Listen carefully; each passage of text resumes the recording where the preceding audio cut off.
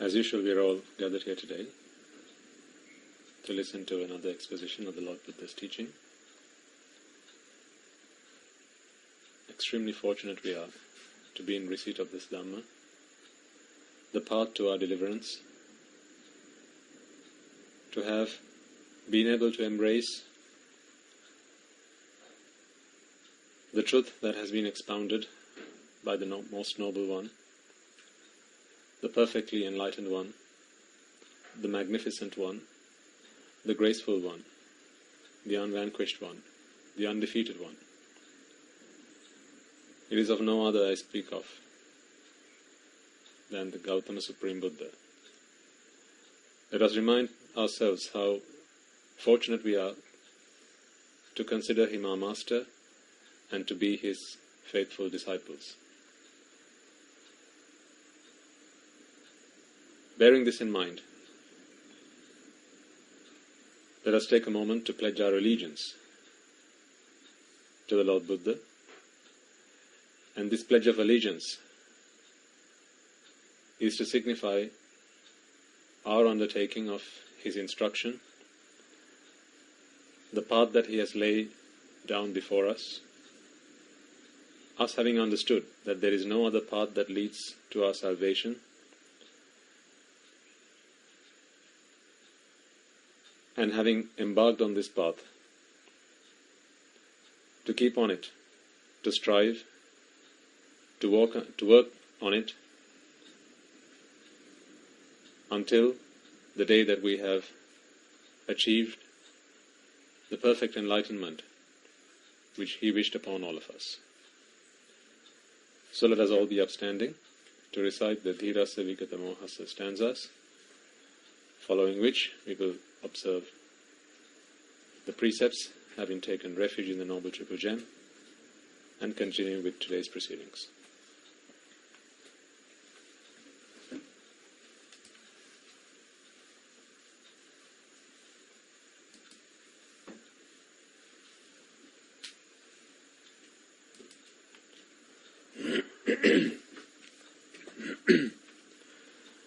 Dhirassa Vigata Mohassa Pabhinna Khilassa Vijita Vijayassa Anighassa Susamachitassa Buddhasilassa Sadhupanyassa Vesantarassa Vimalassa Bhagavato tassa Savako hamasmi Akatankatissa tusitassa Vantalokamisassa muditassa Katasamanassa manujassa Antima sarirassa narassa Anopamassa virajassa Bhagavato tassa Savako hamasmi Asansayassa kulassa Venaikassa Sarati varassa Anuttarassa Ruchira dhammassa Nikhankassa Pabhasakarassa Manachidassa Virassa Bhagavato tassa Savako hamasmi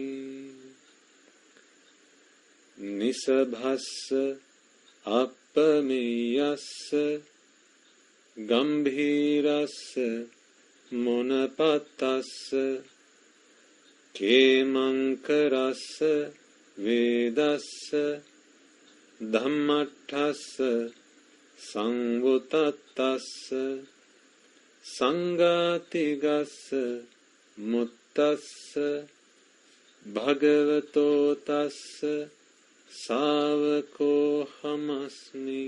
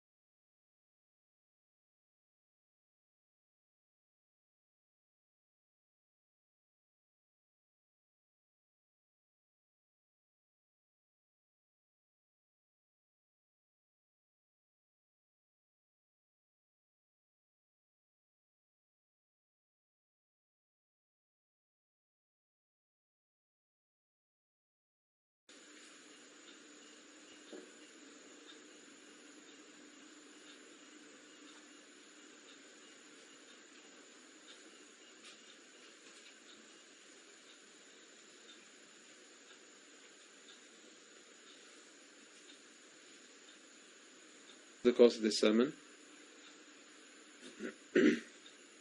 we be able to understand the teaching of all Buddhas, the Four Noble Truths. May we be able to embark on the path to our liberation. May we be able to break free from the four hells once and for all by achieving the noble state of Sotapanna. And for those among you who may have already achieved that noble state, may through the course of this sermon you be able to fulfill the subsequent stages and attain the supreme bliss of Nibbana. With that resolve in mind, I invite you all to prepare yourselves to listen to this sermon.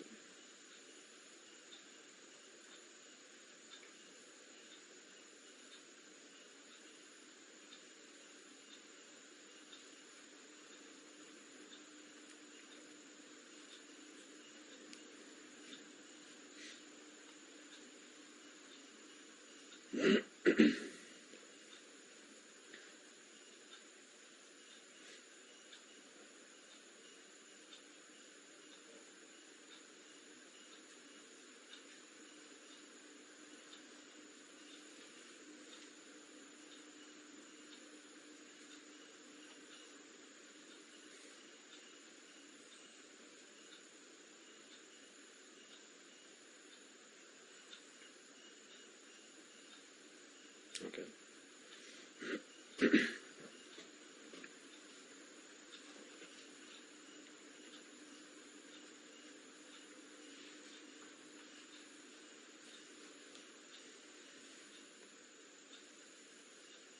You know that in all our sermons, one of the first things we do, which is part of the preamble, is to invite the deities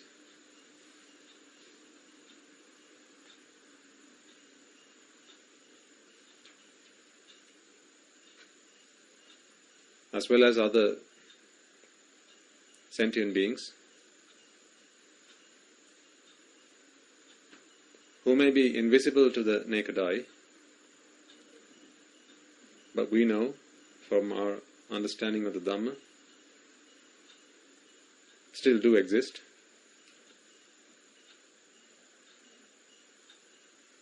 And they, just as much as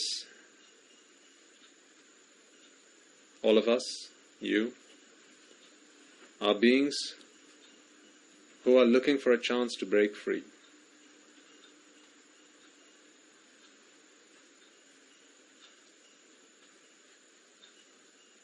I hope when we make that invitation at the start of these sermons, at the start of practically any sermon, it is not just the monks here, but it is a tradition with deep meaning,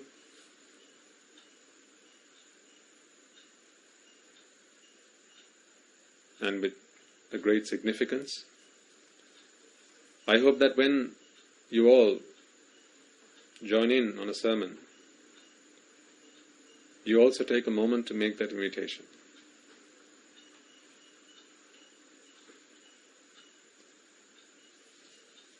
I agree that some among you will be those who are superstitious, as well as those who may be skeptics, those who may question the presence of such beings.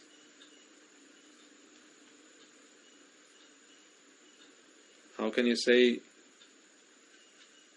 these deities, these gods, these demigods, these semi-gods, all these beings, how can you say they exist when I've never seen one? This is all superstition. It's all made of stuff. Some of you may feel that way. Others may have some belief in them.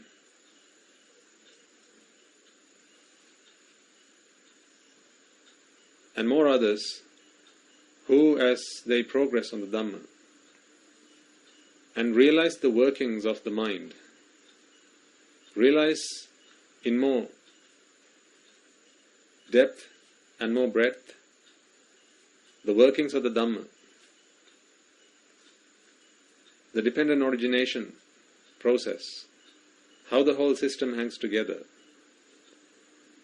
how it is the sankharas that give rise to various forms of existence, you will most certainly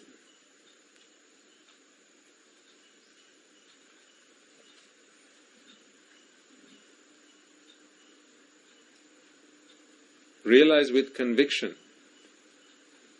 that they certainly do exist. So I suppose one way of checking your understanding of the Dhamma as you go forwards on this path is perhaps, now this is not a complete test as such, this is not the only way that one can check oneself, but I would like to propose that as you work your way through the Dhamma, as you begin to realize the workings of the mind, as you begin to realize how where there is ignorance and attachment, where there is room for abhisankara,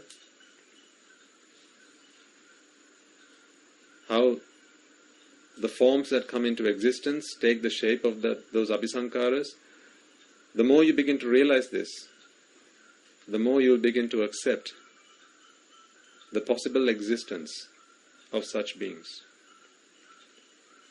Now I am possibly the best example for this.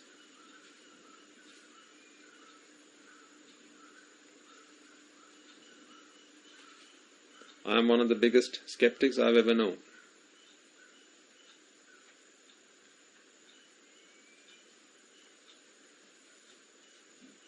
I refuted all claims of the existence of such beings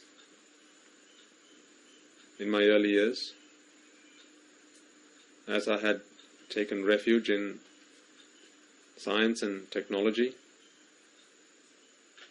with little regard for anything that may exist, with little regard for those who have gone forth, those who have understood the ways of the world, have seen the world in ways that I was never able to, with little regard for them and what they had to say. I was very quick to dismiss any claims of their existence.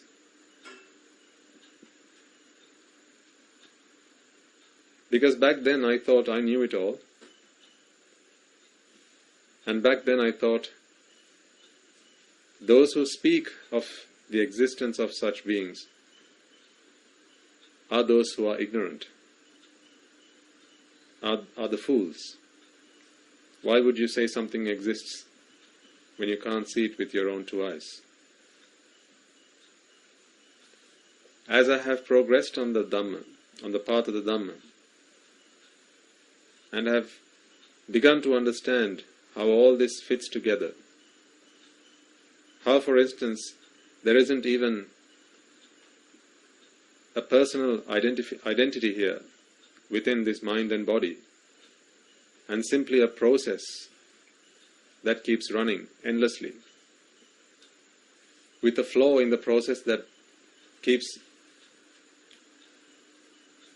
spawning suffering. The more I begin to understand this, the more my horizons begin to broaden, and the more I begin to realize how wrong I was.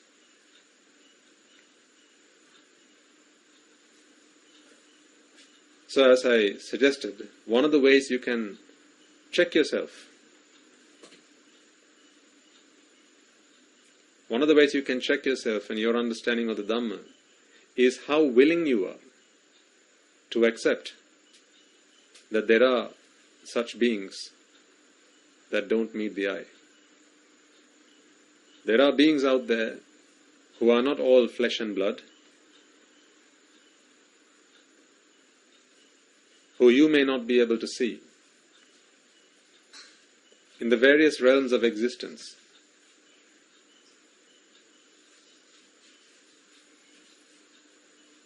The more your understanding of the Dhamma, the less reluctant you will be to accept their existence. Because a lot of the time we get such questions, both types of questions. Do they really exist? As much as, how do I check how much I have understood the Dhamma? So the answer to the second is the answer to the first question, with what I'm suggesting here.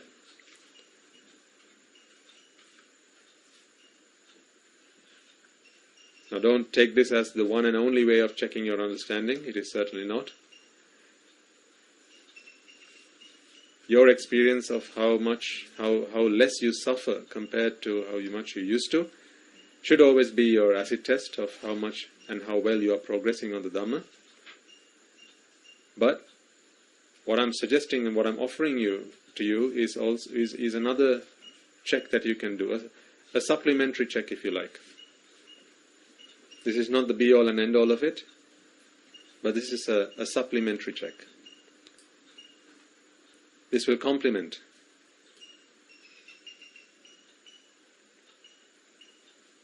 You can use this as a way to test how much you have understanding, how much of an understanding you have on the process,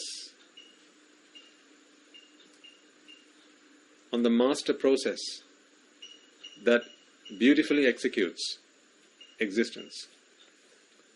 Because at the end of the day, existence is a process that has been crafted most skillfully, with perfection, well, except for one flaw.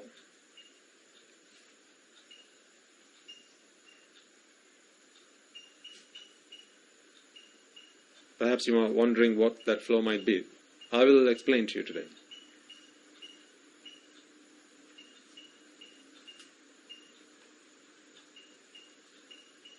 Listen on and you will learn.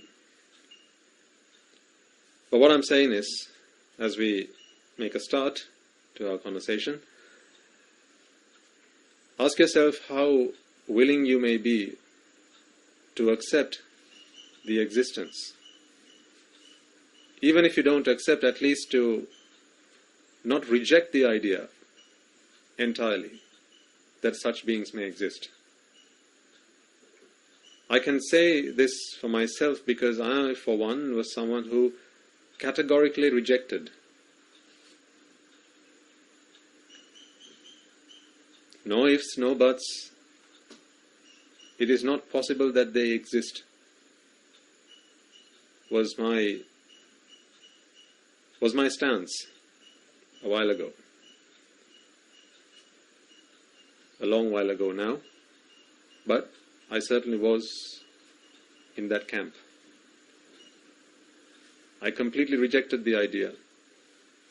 And even when I used to attend a sermon and I would hear the Swami Mahanses make that invitation,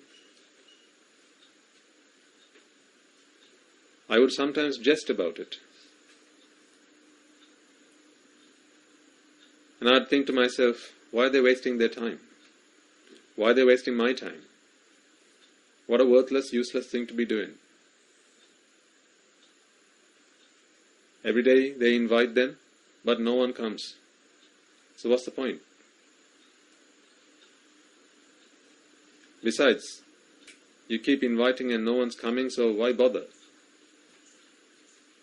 These are some of the thoughts that I had in my mind when I was perfectly blinded by ignorance. But as I say, folks, as we make progress in the Dhamma, those ideas, those opinions which we hold on to so strongly and fight to prove is right so fiercely, they start to fall by the wayside as you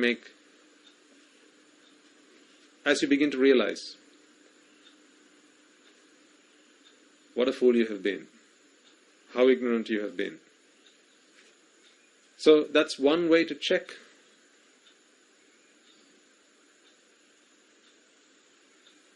That's one way to test how much your understanding of the Dhamma has progressed.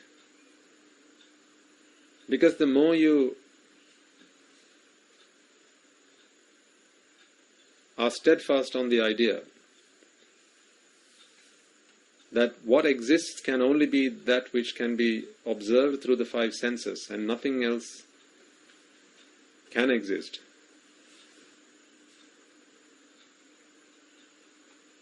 the more you hold on to that idea,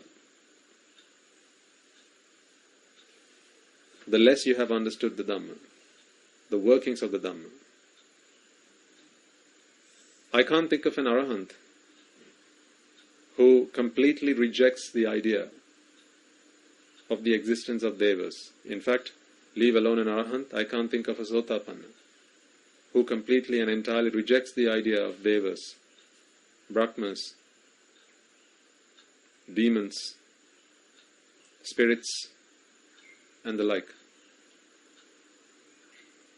I feel it's impossible to both be a Sotapanna and to completely reject the idea that these beings who are invisible to the eye exist. Personally, I feel that's impossible. In fact, that's one of the Dasavastuka Mityadishti, or the 10 things that one has wrong view about. Nati Satta Upapatika.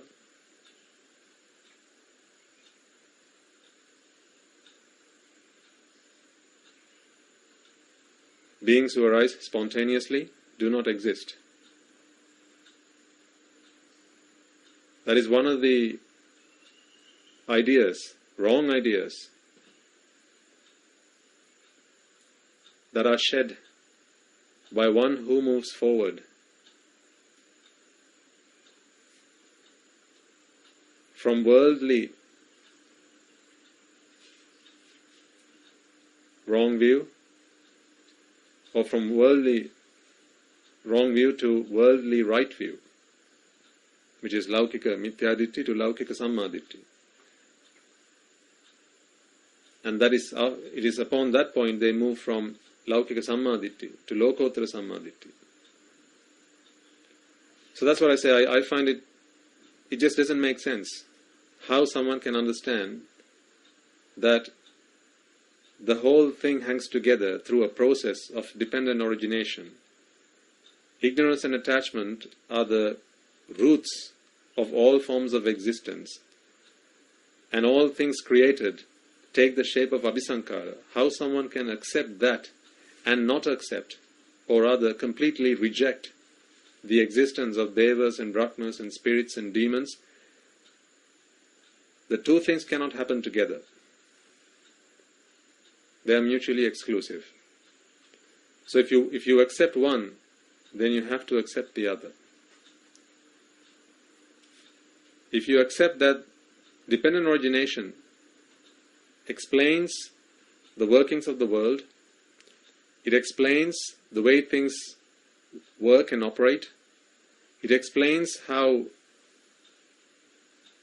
beings exist and how they come into being, how they pass away, how suffering comes into existence, and all the rest of it.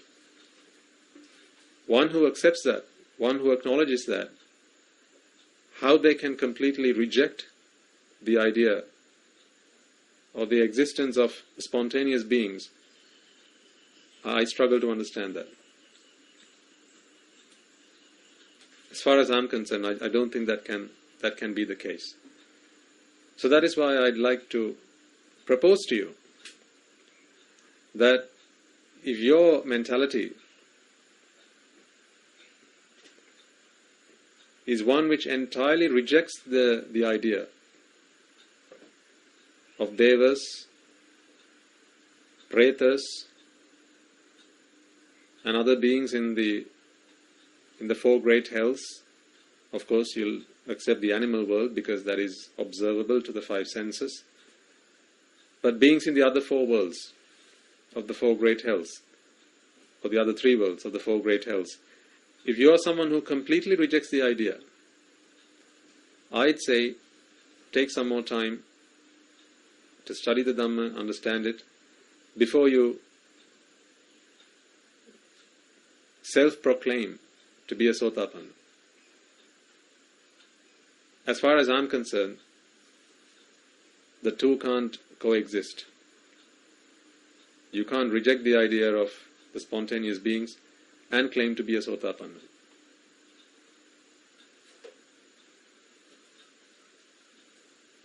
I say this because through the Dhamma, it becomes evident that the existence of such beings is plausible. It is perfectly possible that such beings may exist. And for that you don't need empirical evidence. You don't need to see beams of light or shooting stars or UFOs or anything of the like to believe that those beings exist. If I used to be so foolish to ask those teachers who taught me that such beings exist, well, if they do, then show me. Where are they?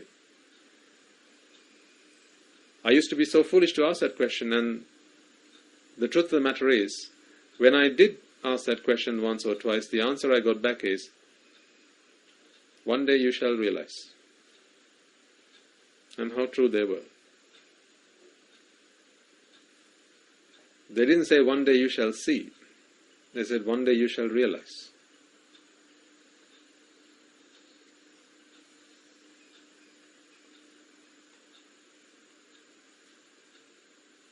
So, why am I talking about this? I like to propose to you ways and means in which you can gauge yourself on this journey. There are many other ways you can test yourself, like how good a husband or how good a father, how good an employee you are to your organization, to your family. Are you a Kalyana Mitra to your friends? How duty-bound you feel to others, how you feel about all other sentient beings, whether you feel compassionate towards them.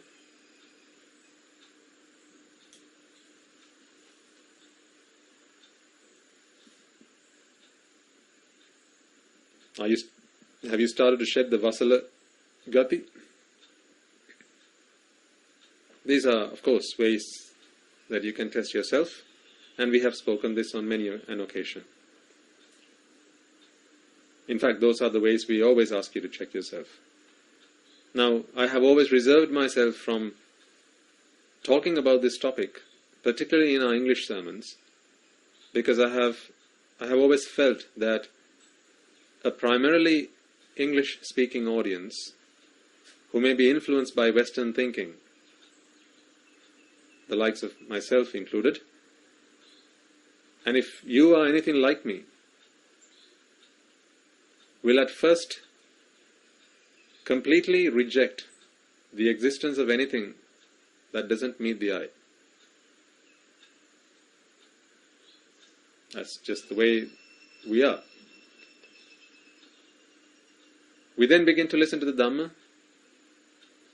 We first begin to understand the world around us. And the more you understand the Dhamma, the world around you starts to reduce in size. Your focal length reduces. You start dropping that old telescope and start picking up the microscope, and you start becoming more of an introvert in this context, I mean. more than an extrovert, and you start to look at yourself. And the more you understand yourself, the more you understand how the Dhamma works. And then there comes a point in your realization whereby you begin to understand, actually, there is no self here at all. This is just a process. So much so that you begin to say, I am a process. And you do say, I am, just for convenience. That's just a convention. For the purpose of convention, for the purpose of convenience, you'll say, I am, whereas all you want to say really is process. This is a process. So if this is a process, then this process can explain all things that have come into being. And then you begin to realize this process is able to bring about the formation of various things of various form, of various shapes and sizes. It does not say anywhere that those things have to be visible to the human eye. They have to be in the visible spectrum of the human eye. Where does it say in the Paticcasamuppada that anything that comes into being is always within the visible spectrum of the human eye?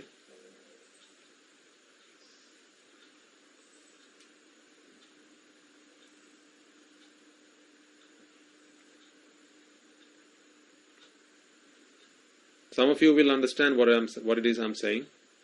Others may struggle. Others may see a glimpse of hope in what I'm saying. A glimpse of actually what Swaminatha says is possibly agreeable. But others may even completely reject what I'm saying right now.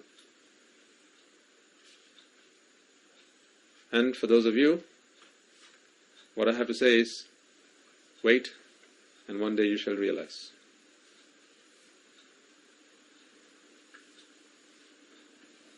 But as I often remind my parents, when I get a chance to talk to them, there are some things in this world which are better to accept and at least be open-minded to. Let us not go as far as saying accept, but being open-minded to, and to conduct ourselves by working on the hypothesis that the aforementioned is true. Because if we don't,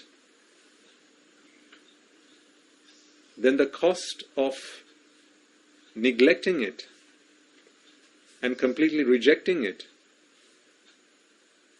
is too large, is too great. What do I mean by that? Say, for instance, someone rejects the existence or the idea of the four great healths,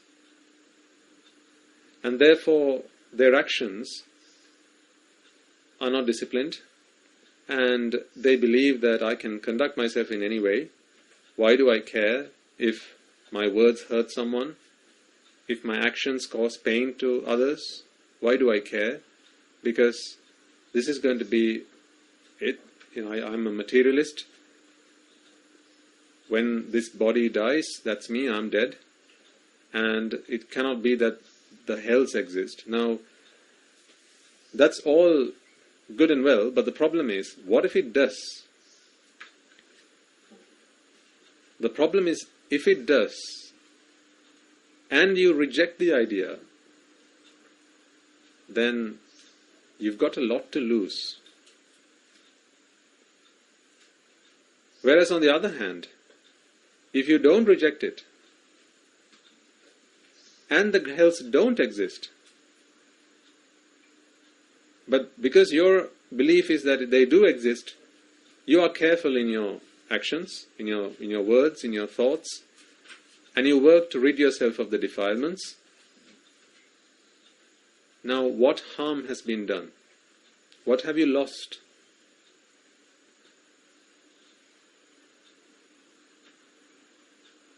whether the hells exist or not, right? Whenever you engage in something that is unmeritorious, how do you feel on the inside?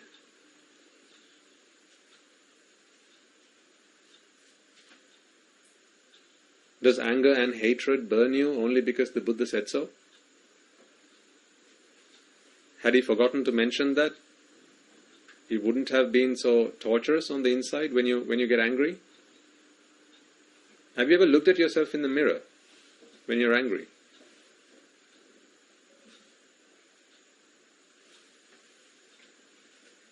It's one thing you can do. When you're angry,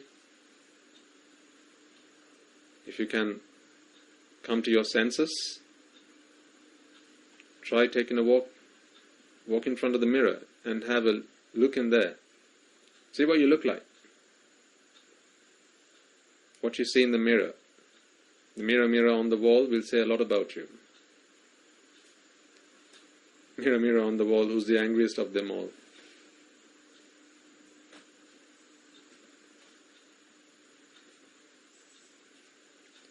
Even when you're not angry, just go stand in front of the mirror and frown. Look in the mirror and frown to yourself. Like when you are angry. At all those bodily expressions of anger. Right? The wrinkled forehead, clenched fists.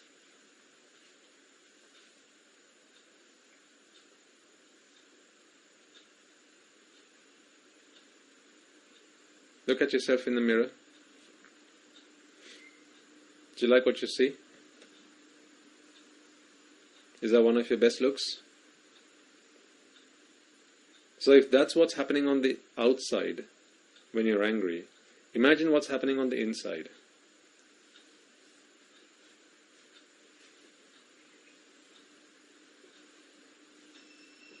After all, the face is the mirror to the heart, isn't it?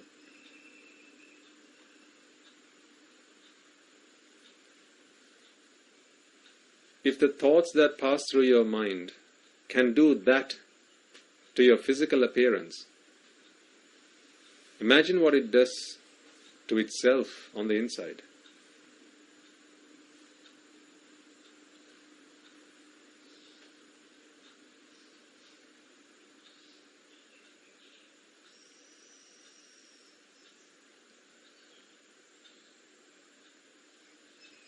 Right? That's what anger can do to you.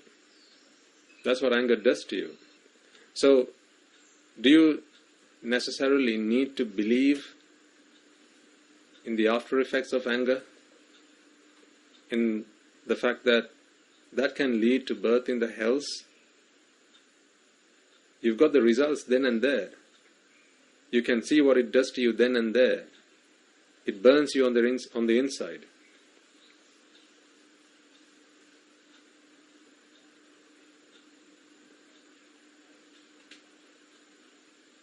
So what it does to the mind, what the mind does to itself, or what anger does to the mind, what aversion does to the mind. In fact, you're only seeing a small portion of that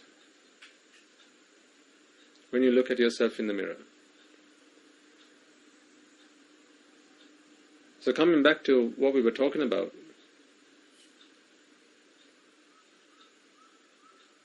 the existence of the hells, the existence of the heavens, both realms which are invisible to the naked eye, you will be more willing to accept, more willing to acknowledge.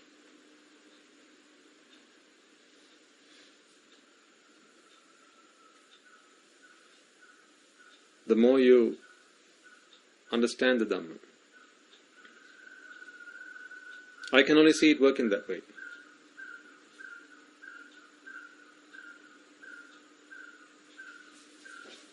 As I said, I can't think of a Sotapanna who completely rejects the idea of hells and heavens. Not because the Buddhas talked about wrong view and the 10 things that one holds in wrong view. Not because the Buddha said so, but because for one to become a Sotapanna, they must at least begin to realize that what's going on here is a process. They must have moved away from the self-view. We have spoken about this as Sakkaya Ditthi.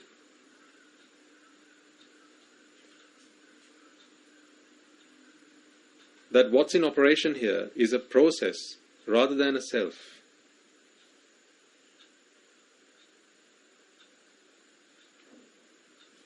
So if it's a process,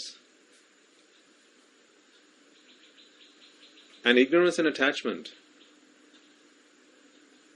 ignorance is the forerunner of this process, and attachment, the hijacker of this process. And Abhisankara, which is the creator, the architect, which orchestrates the entire system.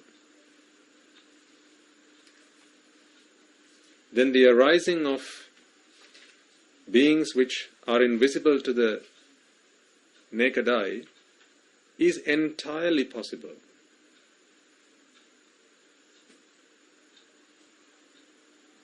You see, the problem is, people who reject the idea is that they look at it from the tail end of the process. So there's a production line, and you're sat at the end of the production line.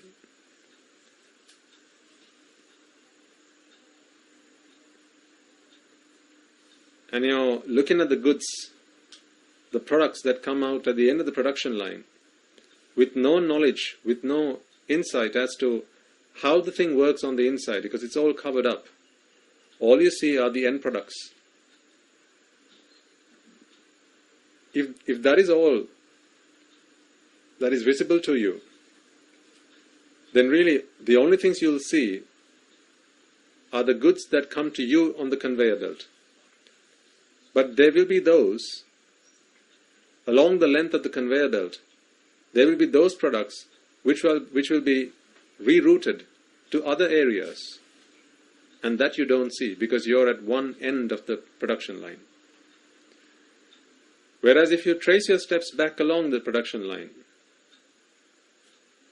you will come across the other diversions, the other detours. And if you walk all the way back to its source, and you realize that this is simply a process, there's no one doing anything here.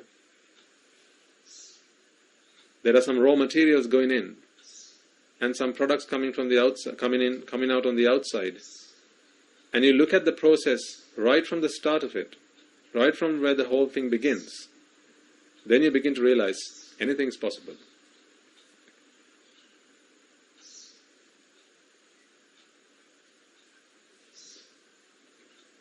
Now, if you're struggling to absorb and acknowledge or accept this idea, then don't worry too much.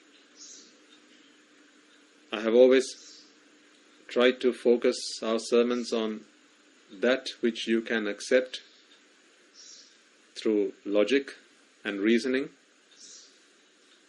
and I assure you, what I have spoken about just now is also acceptable through logic and reasoning, but it depends on where you are on your ability to logic and reason, and where you are on your understanding of the Dhamma. So if you're still struggling to accept the idea, it may be that perhaps as we start the sermon and we do the invitation to the gods, perhaps that's a moment when you remain silent. There may be the odd person that remains silent because they don't believe in that stuff. I use the word stuff because there's another word and it's too offensive, so I'm not going to use that. I don't believe in that. You know the word.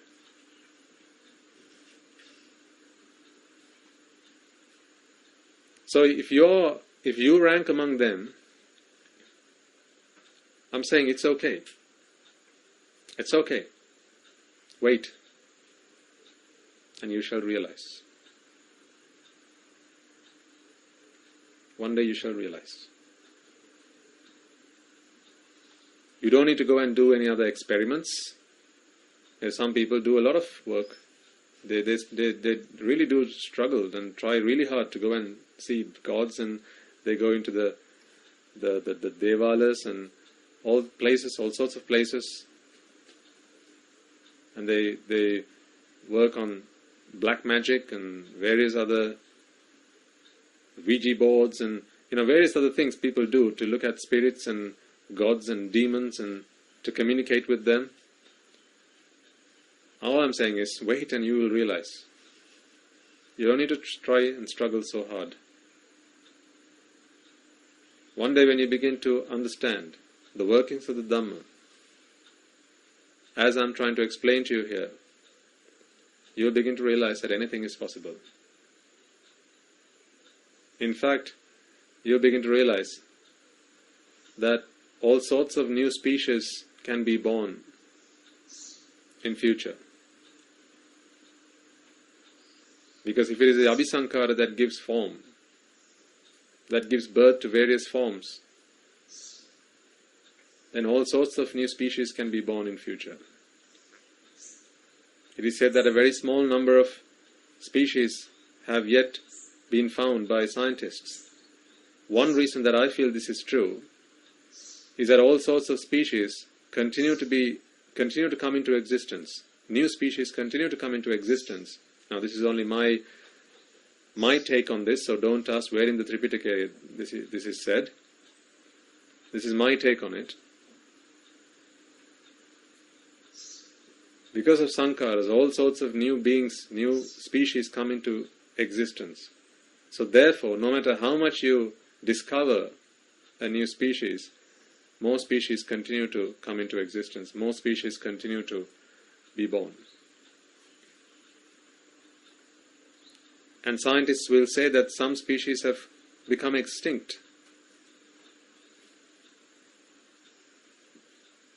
The only thing that can actually become extinct is the mind of an arahant as it enters into parinibbana. The way I understand the word extinction, that is the only context in which you can talk about extinction.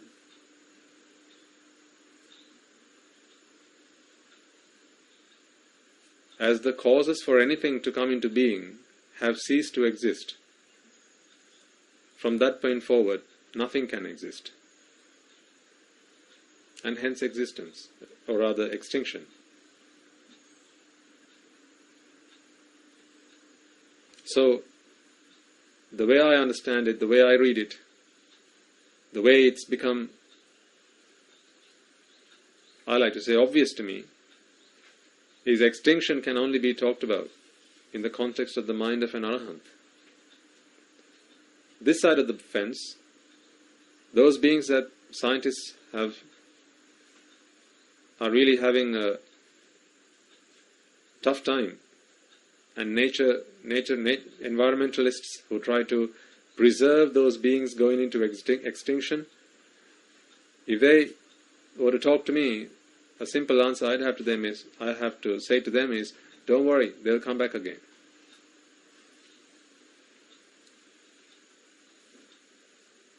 Because think about it. An animal dies, and then we understand that there are beings who exist but unseen to the human eye. So let us call them the Gandhabhas for now.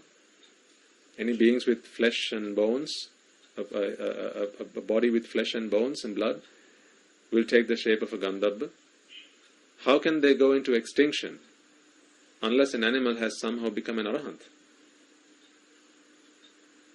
The body has passed away, the body has died, has been destroyed, but the mind has moved on and taken the shape of a Gandhabha again. The environment doesn't exist in the human world for such a body to be recreated, and therefore we don't see those creatures among us today. That is what scientists refer to as extinction. But if you ask me, none of those species have really gone into extinction.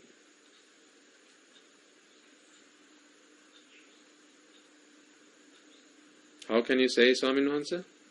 Wait, and you shall realize. Prove it? I've got no time for that. Because if you want proof, the proof is in what I'm saying to you right now. That is the proof. The Dhamma is the proof. The process of dependent origination is the proof.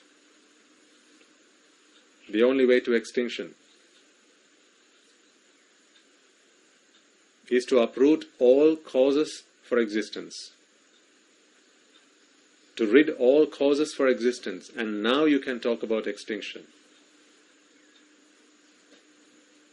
Where greed or desire, aversion and delusion, and non-desire, non-aversion and non-delusion, lobha dosa moha and alobha dosa amoha, the 6 causes, the 6 primary causes which bring about existence, once all those 6 causes have been extinguished, now we can talk about extinction. Because now there are no causes for anything to come into being. Isn't that when extinction can actually be a valid term?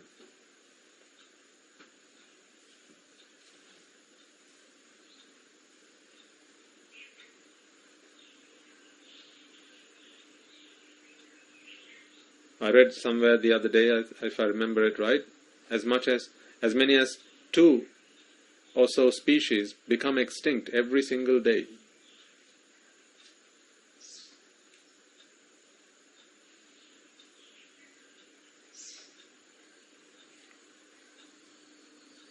That might send a shockwave down the spines of environmentalists and biologists. But what I have to suggest is, don't fear. Of course, continue to work on the environment and making sure that, it's a green earth and all the rest of it. Don't have to stop with that. What I'm saying is, once the environment is ready for them to reappear, they will reappear because they haven't really gone into extinction. So again, my point here is, now it may be you reject all these ideas, and perhaps you don't even like to call yourself a skeptic.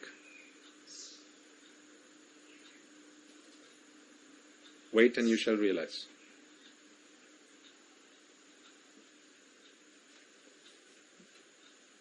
The more you understand the principles, the doctrines of anicca, dependent origination, the more you'll realize that really anything is possible.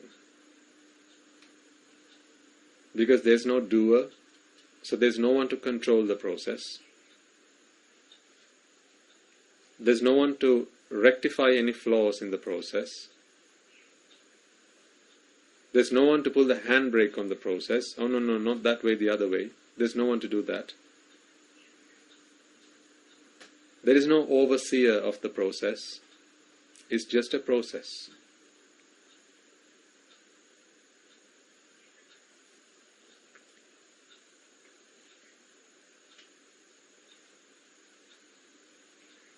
Why do we talk about the process?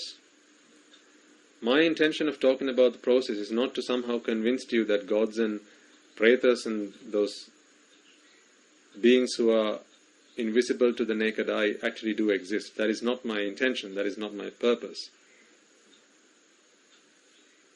My intention is to somehow help you understand that one, suffering is entirely a product of a process.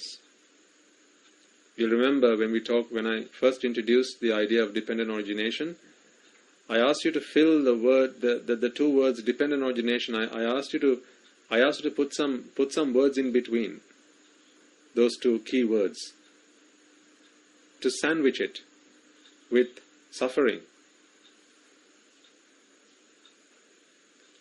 Do you recall that? When we talked about dependent origination, I told you, actually you need to put in a few extra words. And when I say dependent origination, you got to think in your minds, the dependent origination of suffering.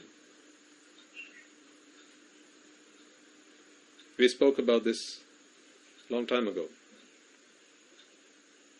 Because it is the origination or the dependent origination of suffering, which the Buddha explains to us, he of course was able to realize, he of course understood how all sentient beings come into existence,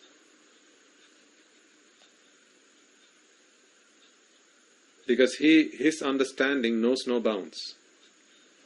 His understanding is perfect. He is the omniscient one, so he understands literally everything. If there is anything to be understood, he understands it, and whatever he understands is all there is to understand. So you can take it both ways. Whatever there is to realize, he has realized, and whatever he has realized is all there is to realize. Whatever he has seen is all there is to be seen, and whatever there is to be seen, he has seen. I think you understand what I mean by those words.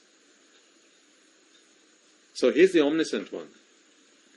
Now, his intention as the Buddha was not to make us all omniscient ones, because he realized how tough and difficult and arduous that is. If anything, once he became the Buddha, that is probably when he probably asked himself, why did I not take the shortcut when I had that opportunity at the feet of the Lord Dipankar?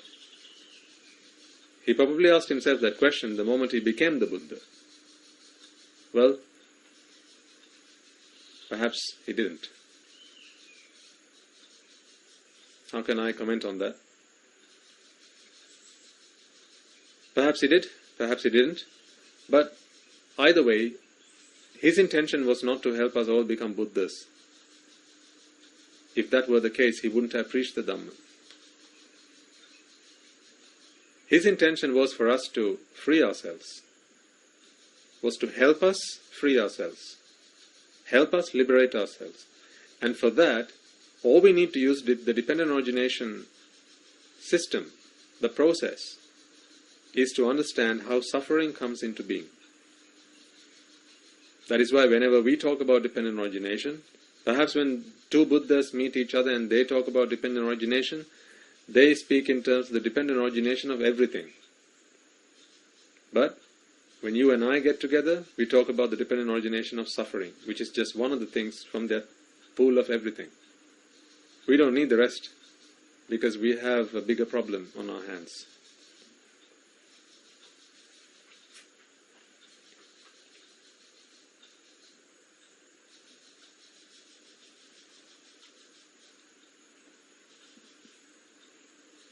The dependent origination of suffering.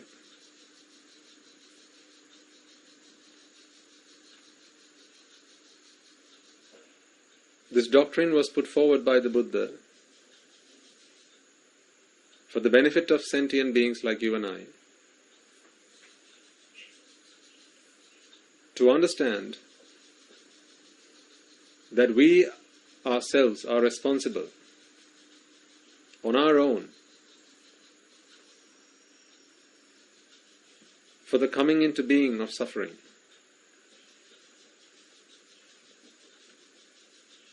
Suffering is causal.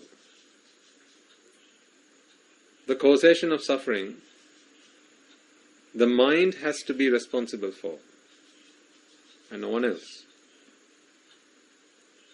It is based in ignorance, and its cause is attachment. Based in ignorance and caused by attachment, suffering comes into being. That is the teaching of the Buddhas.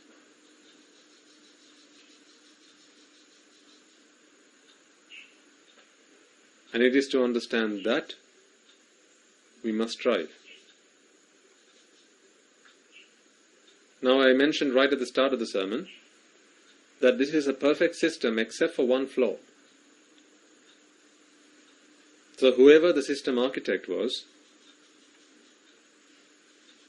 unfortunately, there is a flaw in the system which becomes obvious to the perfect one.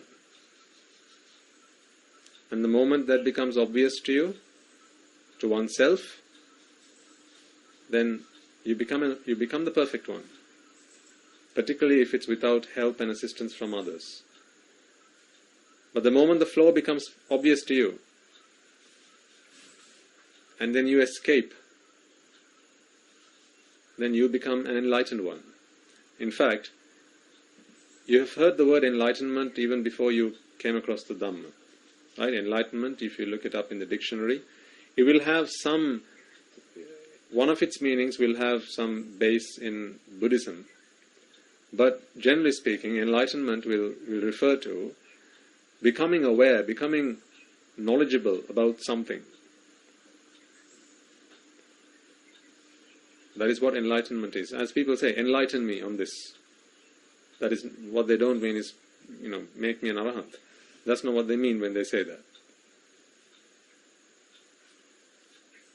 And you will have often used that word when you talk about various things. You might be you're giving a business presentation. And you say, today I'm going to enlighten you on this new product that we'd like to offer to our customers. Right? That's not the Noble Eightfold Path you're talking about. So you use the word enlighten in terms of making someone aware. Now, there's a real significance with that term. This is why I'm trying to show you something here.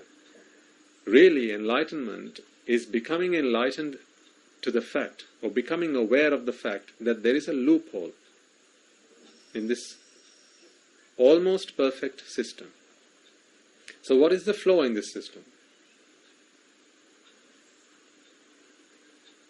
You'll be surprised to hear that it is something you have heard us mention many countless times. So much so that sometimes people disregard it because they hear it day in, day in, day out, all day long. The flow in the system is merit.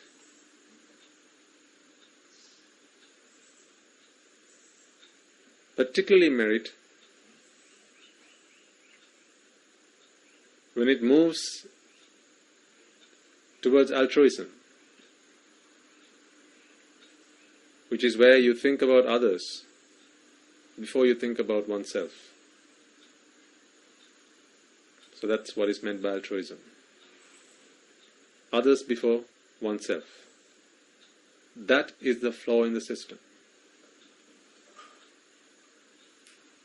How is that so? Let me explain. See, this perfect system, or this almost perfect system, has been designed by whom? That's the wrong question to be asking. It's a system. No one designed it. It's there. How can that be? I know that's what your mind's grappling with right now. The reason for that is you believe that you exist. You believe that you are the one who's doing all these things. And we are always so accustomed with having a doer. Right? All our sentences have to be in the active tense. It's what we have become used to. Because we always feel that there has to be a doer, there has to be someone who is doing all these things. But you'll recall from our previous sermons, we talked about this at some length, right? This is a process. We'll talk about it again in future. Step by step we will make progress. So there's a system, there's a process. This is an almost perfect system. This is why, when a perfect one comes along, they immediately spot the flaw with the system. Because it's not a perfect system.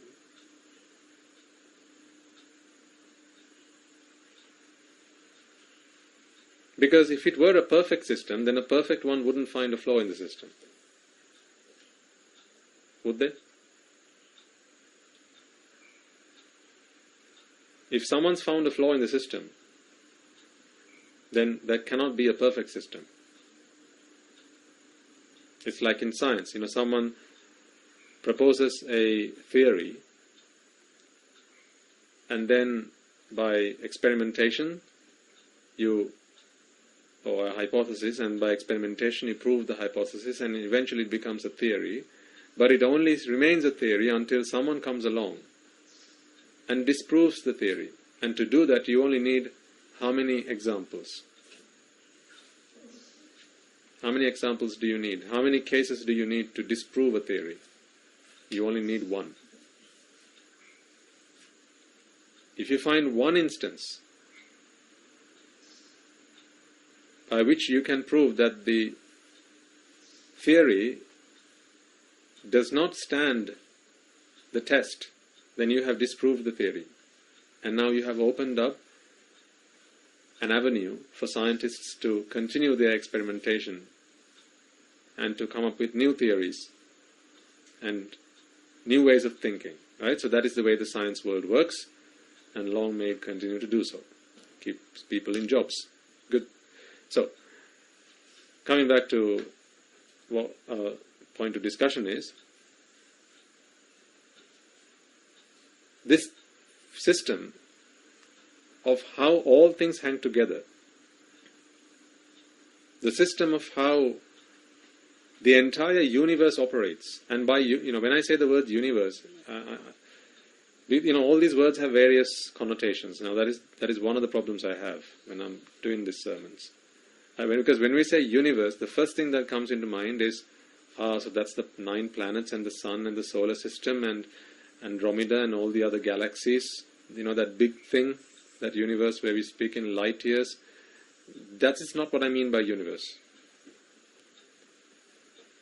What I mean by universe is everything that exists. So, whatever exists is what I hereby refer to as the universe. So don't think the big massive, galaxies and the black holes and all that stuff. That's not what I'm talking about here. I'm simply talking about everything that exists. Your universe.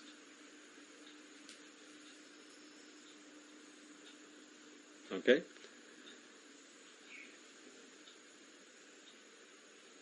The process that operates for this universe to exist has one flaw in it.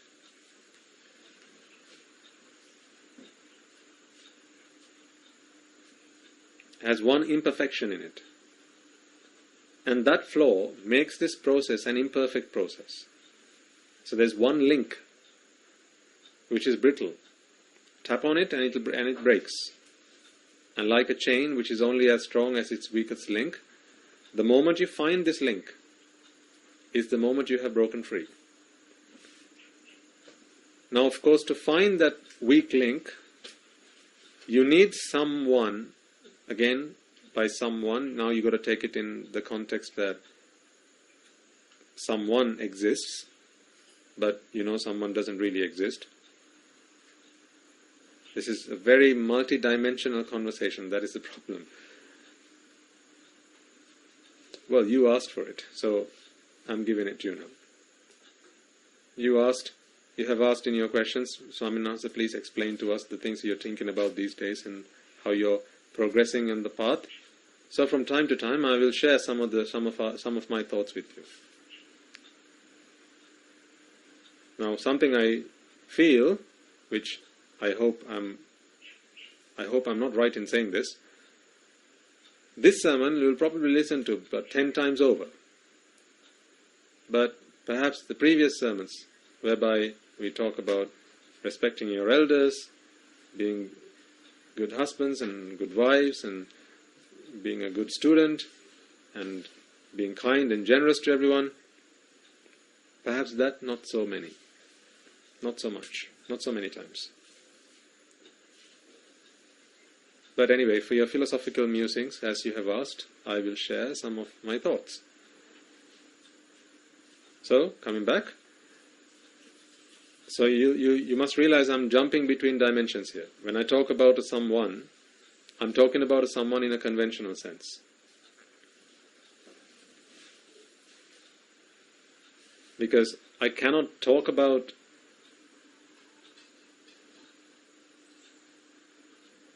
something that you don't know by using words that you also don't know. Right? That makes sense, right? It's like if a tortoise was to explain land to a fish, what is the point of using words like trees and mountains? The fish wouldn't understand. So a tortoise would have to use words that a fish does understand, because those words are not in its vocabulary even, let alone have a sense of what they mean. So it's going to have to use words which the fish is aware of to explain this novel concept.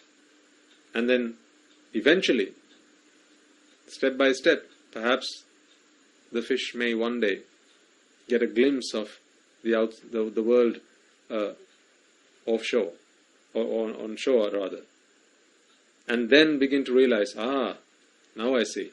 That one glimpse is enough to accept with conviction that what the tortoise has been talking to me about this far is true. All that remains now for me to do is to realize that for myself. Right? So likewise, I'm trying to talk to you about a concept that you may be foreign to, but I have to use words that you are familiar with. Hopefully that is obvious.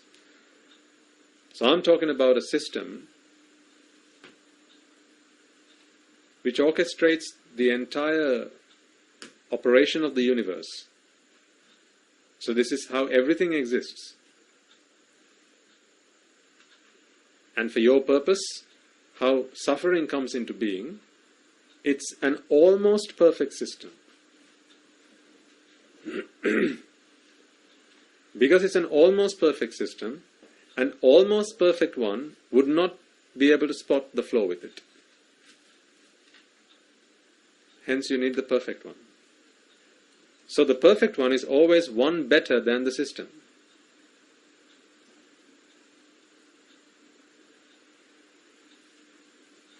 Does that make sense? The perfect one is always one better than the system.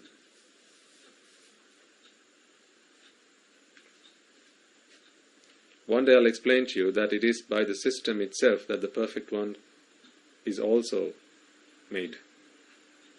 But we'll leave that for later. It is for the balance of the system. It's for equilibrium. Because without a Buddha, this whole system would go into imbalance. But too many Buddhas, and again the system would go into imbalance. We are talking about a system that exists forever. It has existed forever. And it will exist forever. So there is something that exists forever. Come back. Put your ground back on the feet. Rather, put your feet back on the ground. And, right? So reel yourself back in. Reel yourself back in. Let's not go there. Right? One step at a time. Suffering exists. And the system that brings suffering into existence exists. There is no someone that exists. Never did, never, not today, and never will. But a system exists. And in this system, there is a flaw, and that flaw is altruism. Merit done with altruism in mind, which is to think of others before one thinks of oneself, or put others beyond oneself. This is why we have been talking to you about this all along. Always do more for others than you do for yourself. Put others first. Always let others have the opportunity. Put yourself second. Give others the chance.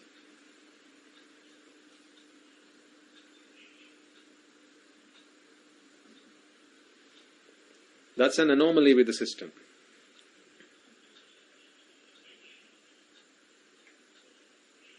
For those who may be familiar with computer programming, that's an unhandled error, exception. It has not been coded how that error, if one hits that error, how it is to be. And that is what a Bodhisattva did. I think about how the Bodhisattva became a Buddha, for instance. Right? in each and every one of the Jataka stories, he always sacrificed himself, didn't he? Right? We learn about how he gave himself up, blood, sweat and tears, for the benefit of others. He always gave himself up for the good of others.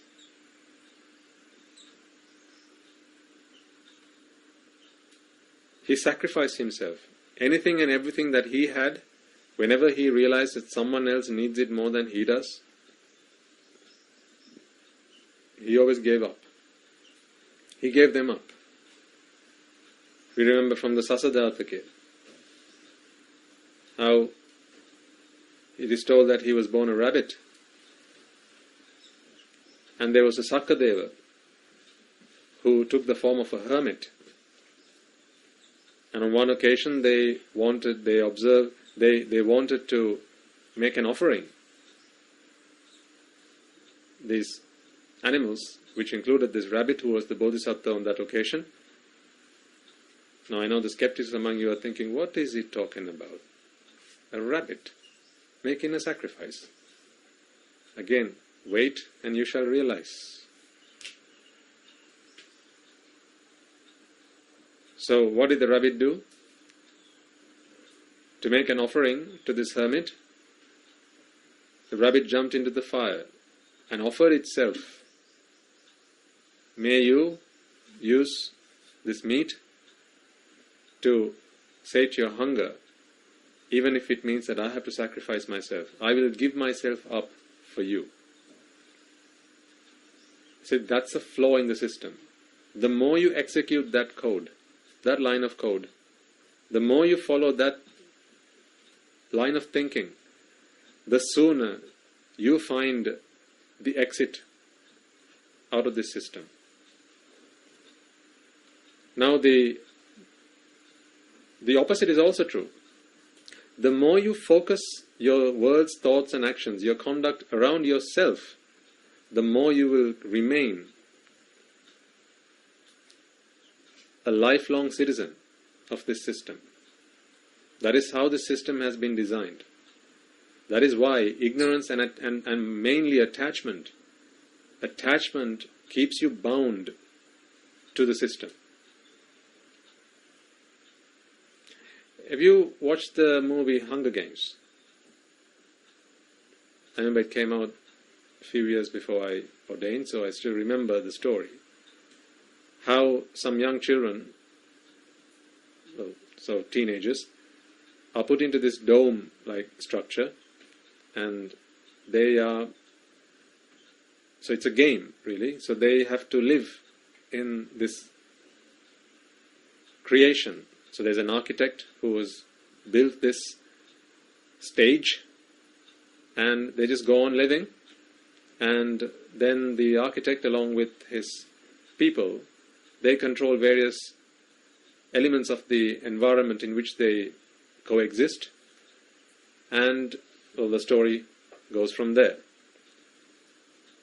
Much like that, folks, sometimes I feel these people, the directors who come up with these stories, it's incredible how they can come up with some beautiful analogies. Perhaps they have no understanding of the Dhamma.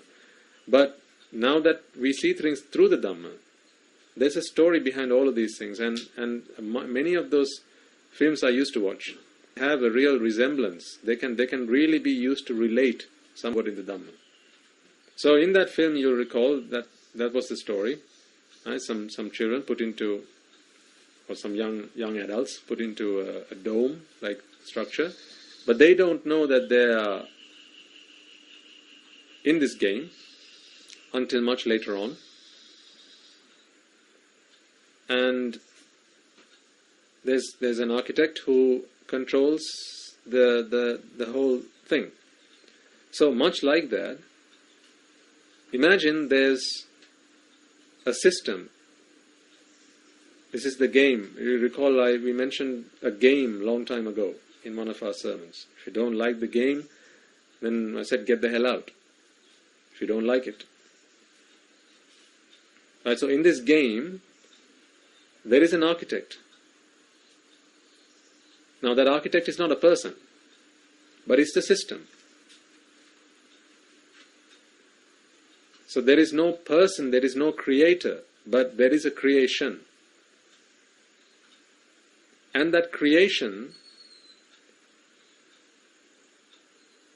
operates in accordance with the system. This is the process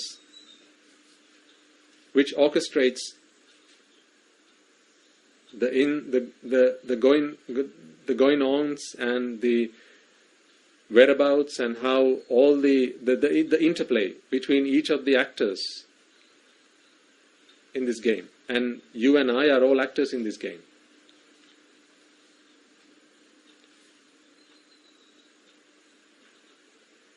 Survival, or the instinct for survival, has been placed into each of these players. Now, if you've watched that movie, you can try and connect some of the dots, and you'll be able to see the resemblance here.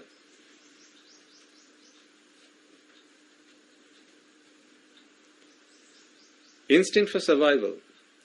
Once you put the instinct for survival into the minds of these beings, okay, now they will fight for their survival at any cost.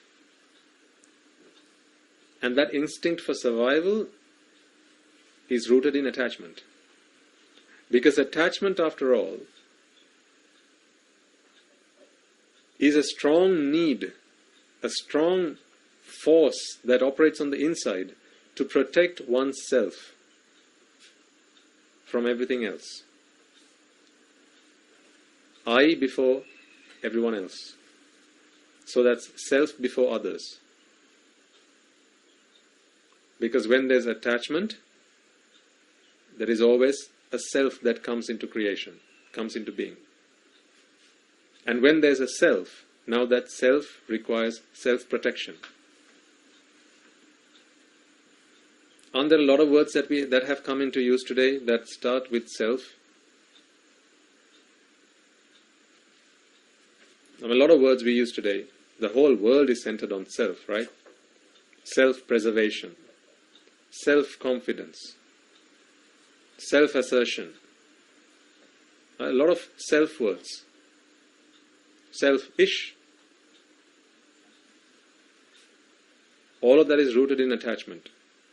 Because once the bug that is attachment gets implanted in the mind, and the notion of a self comes into existence, now that self has to be protected at any cost. And when you do that, the more that happens, the more you become blind to the flaw in the system. One can't be selfish and altruistic at the same time. They are poles apart. In fact, they are the absolute opposites of each other. Whereas altruism is to think of others before you think of oneself. Selfishness is to think about oneself, either before others or not to think about others at all, and just to think about oneself. The more one becomes selfish, the more one becomes self-centered, the more this system works flawlessly. I really want you to be able to imagine this. And for those of you who will have watched that film, it'll probably be easier. Imagine when those children were put into that dome, they were planted with some, and what they actually do in that story, if I remember right, is they forget who they are. Their memories have been erased. I know what you'll be doing this weekend. Anyway, so their memories have been erased, and they don't know who they are. But fortunately, they all have an instinct to protect themselves. And with that instinct, so what do I mean by an instinct?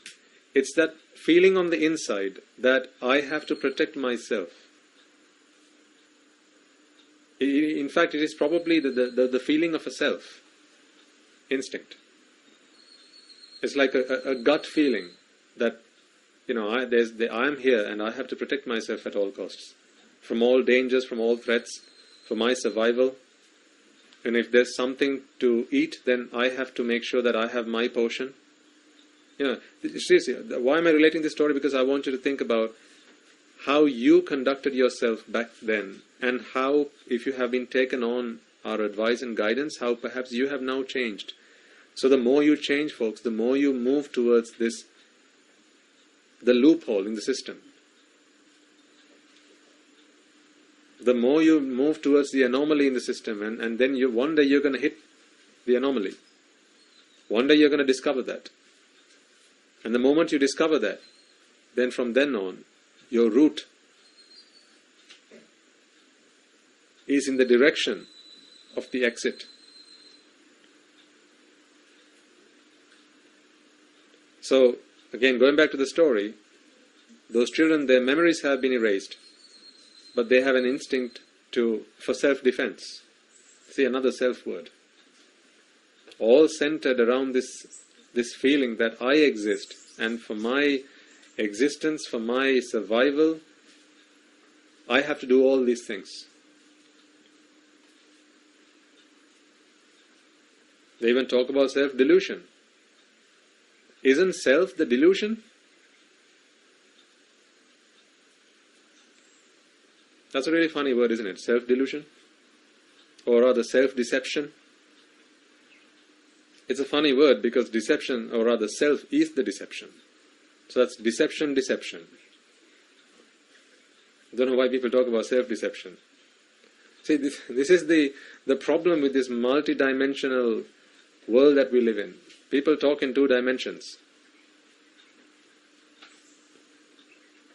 In a 2-dimensional world, I exist and everything around me exists, and I have to protect myself from the things around me. And to do that, there are some things I need to bring closer to me, and there are some things I need to move away from me. So that's in a 2-dimensional world. Once you move away from that dimension, that's what I refer to as a paradigm shift. When you move away from that 2-dimensional world, when you go through that paradigm shift and you start seeing the world from a 3rd dimension, you begin to realize that this sensation, this feeling of a self, in fact is the delusion. That is the deception. That is the biggest deception.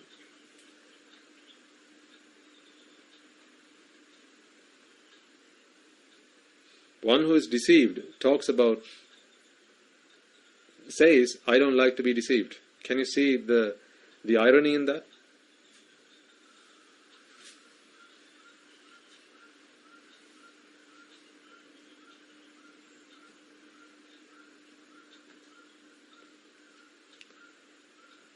So, with this feeling with this instinct to preserve oneself, one fights for one's survival. And the more one does that, the more they are actually playing the role that they are supposed to be playing in that game.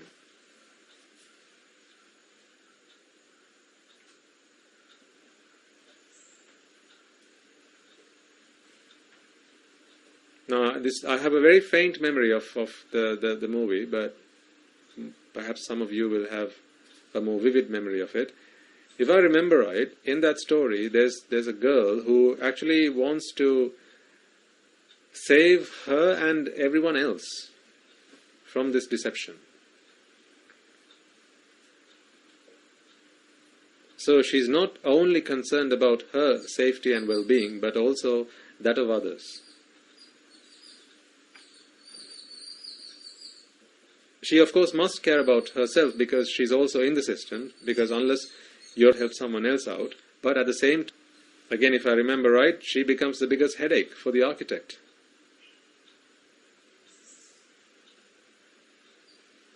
And then she starts a revolution. And then there's a huge uprising, and the whole thing starts falling apart.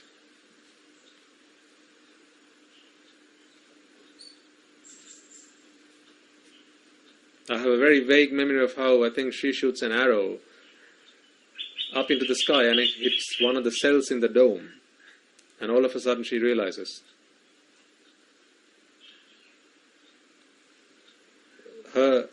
she had a faint idea.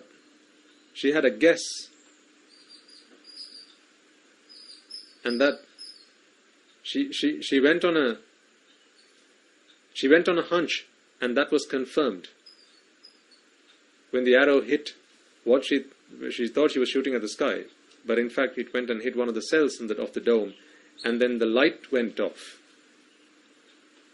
And then that cell went dark. And that's when the realization occurred. So she was doing that not only for herself, but also for others.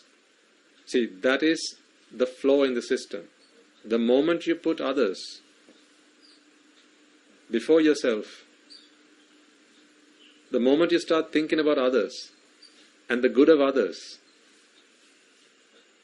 before oneself, the system cannot bear that.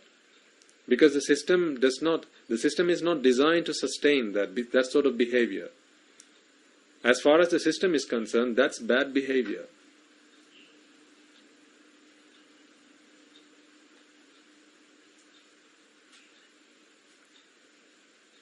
The long and the short of the story is, you have no idea how much merit is the only answer to your salvation. Particularly merit whereby you put others ahead of you. So that's the moral of the story. Always put others ahead of you. Put others before you.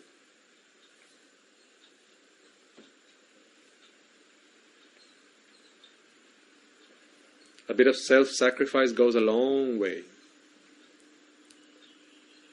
And the more you work towards self-preservation, the more you work towards protecting yourself and your needs and your wants, the more you will be a lifelong member of this game.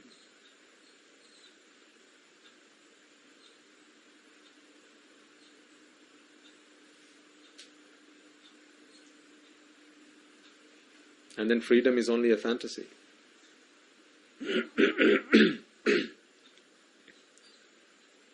Excuse me. So the flaw in the system is altruistic merit. Now again, going back to the Bodhisattva, what did the Bodhisattva do? In the countless births that he endured, or an infinitely long journey in samsara, what did he do in each of those births? In his last birth as the Vesantara, take a moment to remind yourself, what did he do? He gave up his children, again to a hermit.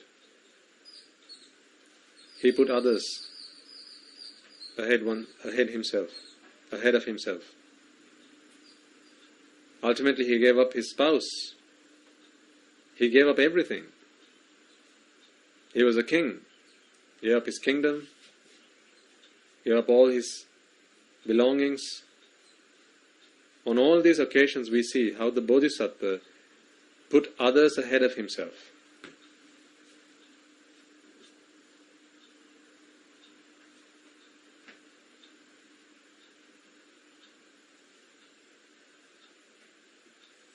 The system has not been coded to handle that kind of behavior.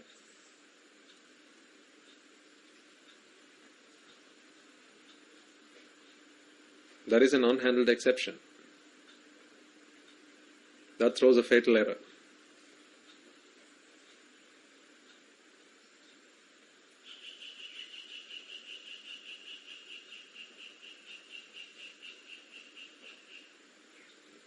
Because when you put others ahead of oneself, folks, what happens is, this self diminishes. It begins to reduce in size. Now I'm speaking metaphorically. It begins to reduce in size. So if self were a ball, the more you put others ahead of yourself, it reduces in size, gets smaller.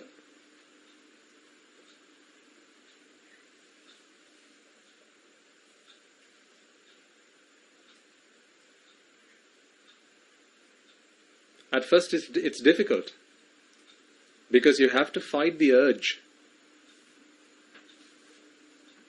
Now, if most of what today's sermon sounds gibberish, that's fine. Don't worry about it.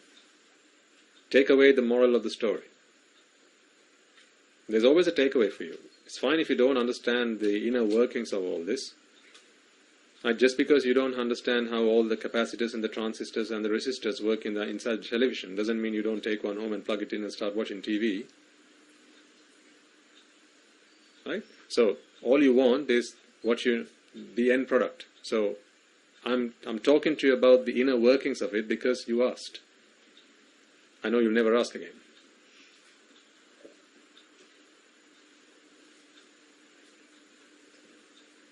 But what I'm trying to explain to you is, for those of you who can follow what I'm trying to explain to you here, is why I have been talking to you about the difficult stuff. Remember the difficult stuff? The stuff that arahants are made of. The kind of behaviors that Dasahandra has been talking to you about. Those role models. The kind of stuff that they're made of. That strength of character, that vigor, that determination, that resolve to always put others ahead of oneself, that self-sacrifice for the good of others, that willingness to do anything if it serves others.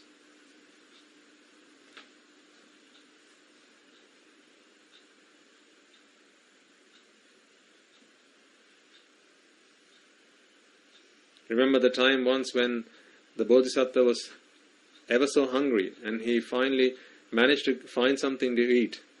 And having consumed that, he realized there was an animal alongside. I think it was a female dog who was trying to feed its little pups, and she was hungry.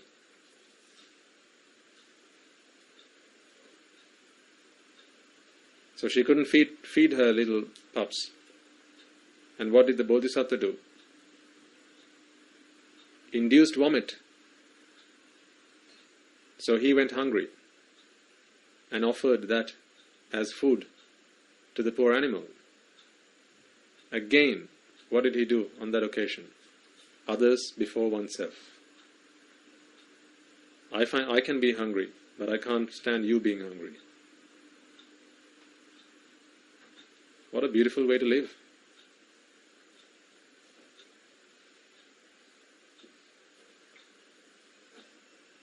What a great motto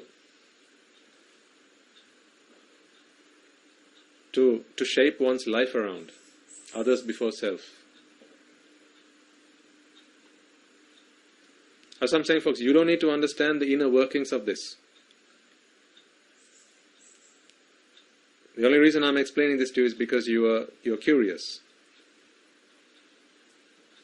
But the things that we say, that the advice we give, I hope you begin to understand, are not just words. This is not just, stuff we think, you might as well try and help others. No, this is all based in logic, in reasoning, and the truth.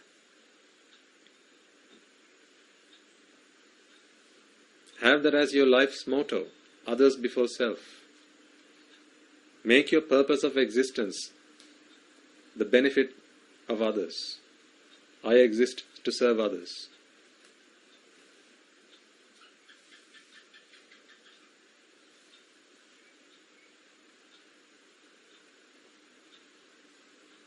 I exist to serve others. Make that your motto. That is the moral of the story. That is the key takeaway. Even if you didn't understand one bit of all that technical detail and jargon that I just spewed at you, that's fine. Don't worry about all of that. 1 in 100 might understand that. Maybe 1 in 1,000. That's fine. Don't worry about that stuff. But this stuff you understand.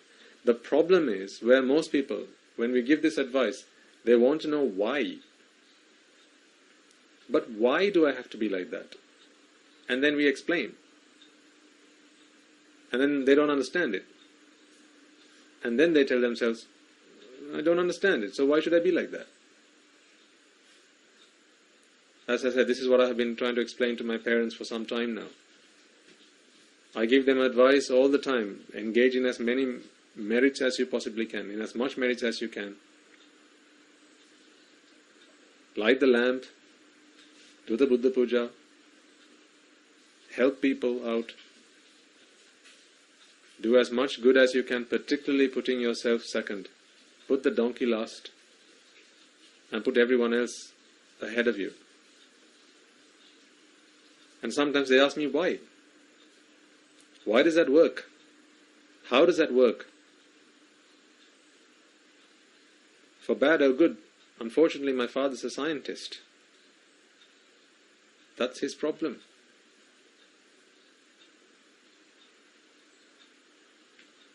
Used to be my problem. But in some funny roundabout way, it also was my blessing. Because I always analyzed things through science, but I suppose the way I worked was I was always willing and open to new ideas. And today, through science, I'm able to see the real science. And that has come through realization. As my teacher once said, wait, and one day you shall realize.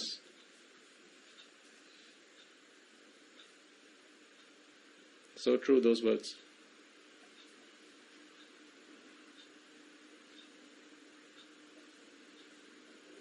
The flaw in the system, folks, is altruistic merit. It's not just any old merit. The flaw in the system is altruistic merit. Merit whereby you put others before yourself. So what's the difference? I'll give you a very, very simple example. And I want you to think along those lines. Say there's only one meal or one plate of food left. And there's two of you.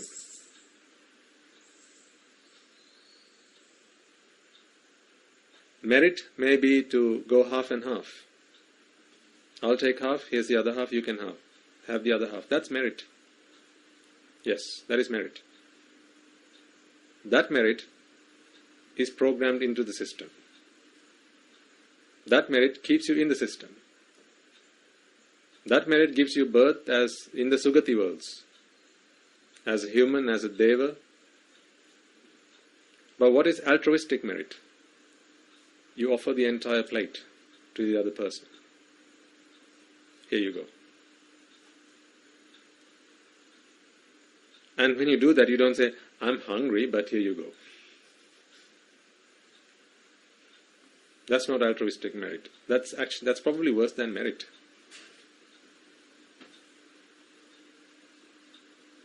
Because there's an unsaid line in there. Although I'm offering this to you, I'm really expecting you to return it to me. Altruistic merit is where you offer that plate of food, just that one plate of food to the other person. Here you go. You can have it.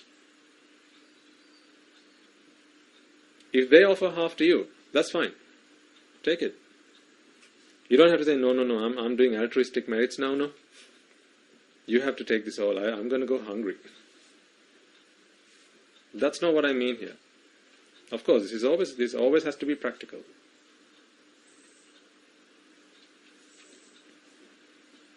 Right, we are very much people grounded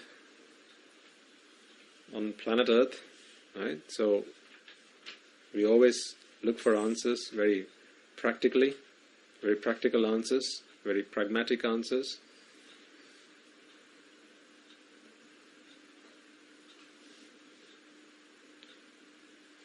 See how many merits you can think of, which perhaps if you just fine-tuned it just a little bit more, you can make it a little bit more altruistic than it currently is. Going half and half, I say, is merit, but that keeps you in the system. To break out of the system, you have to be one better than that.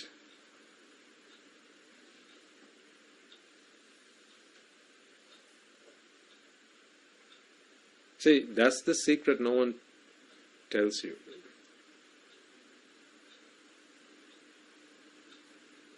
Do you not recall, in school and growing up, you learned, if you go into the classroom and you have a friend who comes along and they don't have a pencil or not a pen, I suppose a pencil to write with, what we learned was break your pencil in half and give one half to your friend and you use the other half.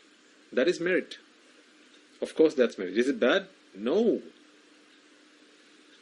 That's good. That's so good. It will give you birth in probably the Paranimita Vasavarti. That's how good that is. But that's also in the system. Aha. The 31 realms of existence are all nicely, neatly packed into the system. If you want to go beyond the 31 realms of existence, from existence to extinction, now then, you don't break the pencil in half, because then what you have offered him is a broken pencil. You give him the pencil. He may decide to break it in half and give you half. That's for him to decide. But you have given not a little, not some, you have given all. You've given it all.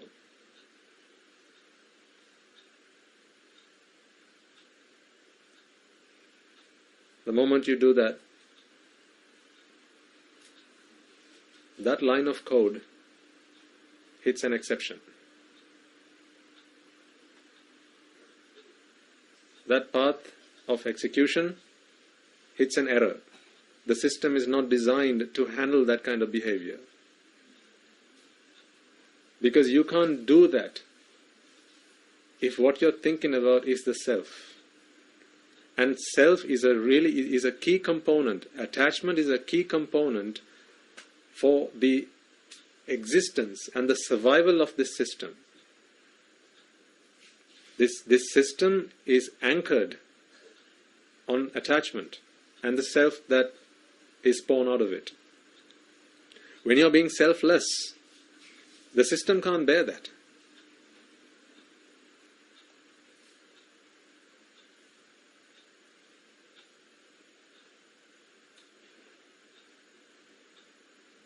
That is why they say the path of Nibbana starts with dana or charity. Nibbana starts with charity. It starts with giving.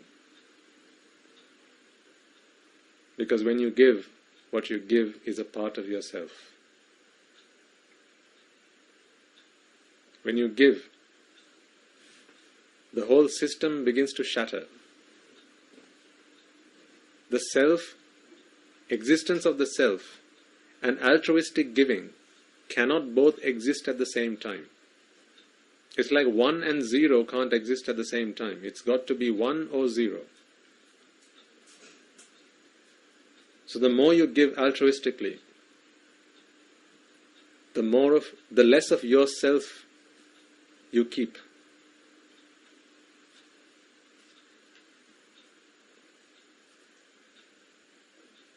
I honestly don't know how much of what I'm trying to explain here is actually sinking with you folks, and I really don't know what to say. Do I continue or do I reel it back in? I'm lost just as much as you are. You're lost, right? Yeah, just as much as you are, I'm lost right now. Do I continue or do I reel it back in? Because, normally I talk to you about what you need to do, what you need to be doing, regardless of whether you understand the inner workings of it or not. But of course, when you start to ask the question, how, why, and how come it all works like that, well, then we have to open the Pandora's box. You asked for it. Now I've opened the bonnet. Before, you could just open the door, get into the car, turn the ignition, press on the accelerator, and the car would drive beautifully. But when you ask, how come when I press the accelerator, the car moves forward? Now you have asked the question. Then I have to ask you to get out of the car. See, that's the important bit. When I have to show you the bonnet, unfortunately, you're not in the car. And you're not moving any closer to your destination then, are you? Actually, I quite like that analogy. If you ask me to show you the bonnet, what's under the bonnet, to show you what's under the bonnet, I've got to ask you to get out of the car. You can only move forward when you're in the car. And you've got your foot on the pedal.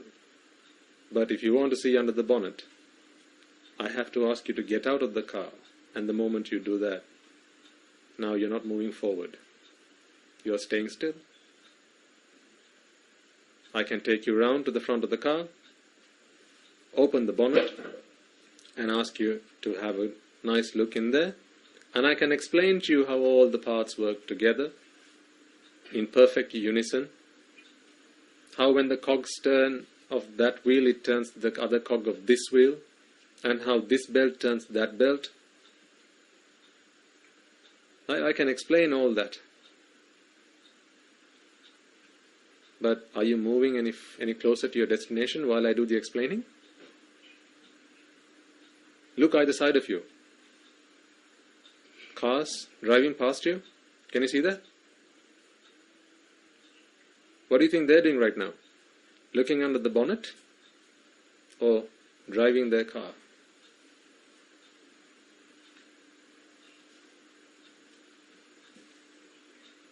This is why I try to restrain myself as much as I possibly can from explaining to you the inner workings of the Dhamma.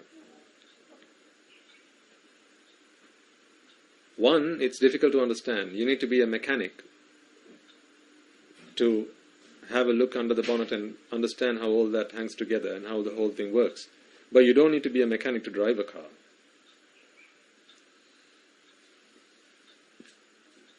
Hell, you don't even need a driver's license.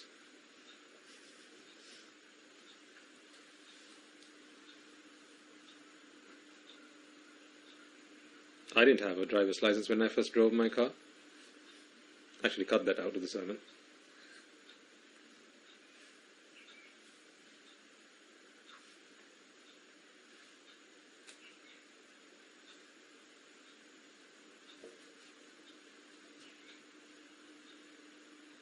But that's the way it works. That's how when you put your foot on the pedal, the car moves forward. You see now?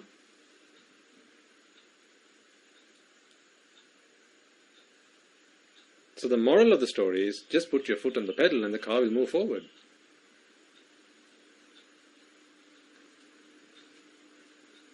Would you rather be driving your car, or would you rather understand the engineering and how all the parts fit together and the process? Because when you're looking at it, you're not moving any closer to your destination because you're out of the car. So my point being, folks, the anomaly of this system is altruistic merit, particularly charity. When you give without thinking of yourself, without any concern for yourself, giving without concern for oneself, giving without keeping for oneself. Now again, please be practical when you do this. This is not to mean give up everything and go and live the life of a hermit tomorrow, in a jungle, having given up all your your home and your clothes and everything, and walk in the forest naked. That's not what I mean. Please be pragmatic. But what I mean is to move closer to that goal of Nibbana, which is the complete destruction of the sense of a self. You have to be altruistic. Altruistic giving starts the whole process. Because the system has not been designed, it has not been programmed to handle that kind of behavior.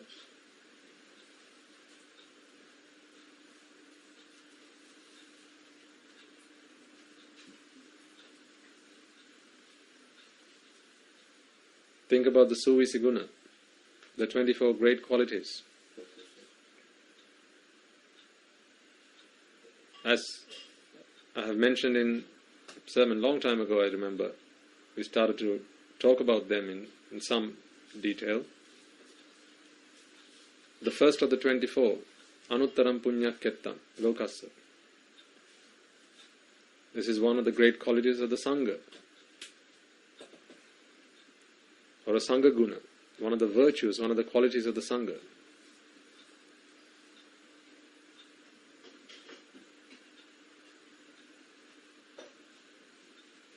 You start by giving, by charity, by giving to the Sangha. That is not a person as such. The Sangha is a quality.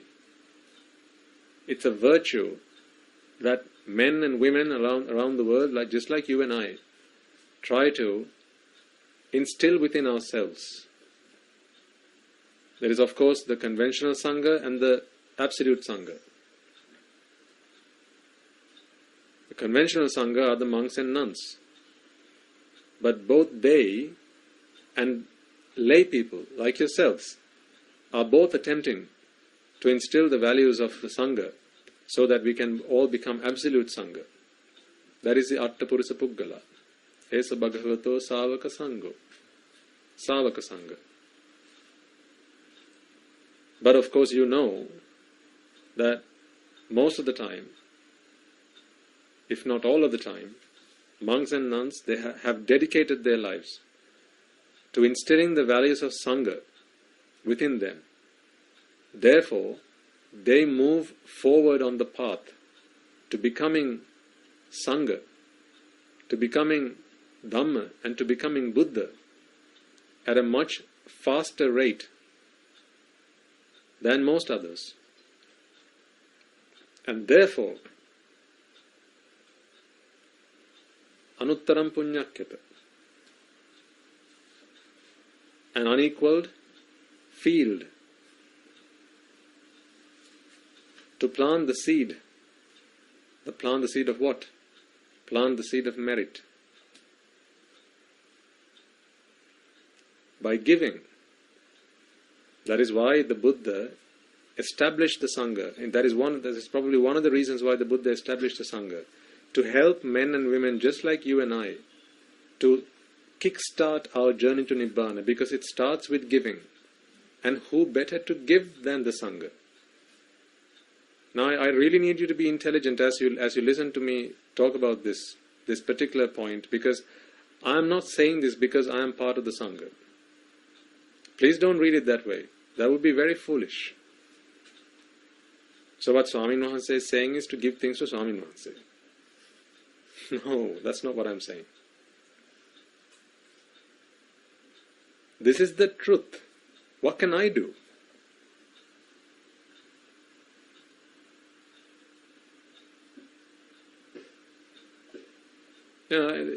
Imagine a king, right? He stands on a pedestal and he says, "My fellow men, from today onwards, I am your king."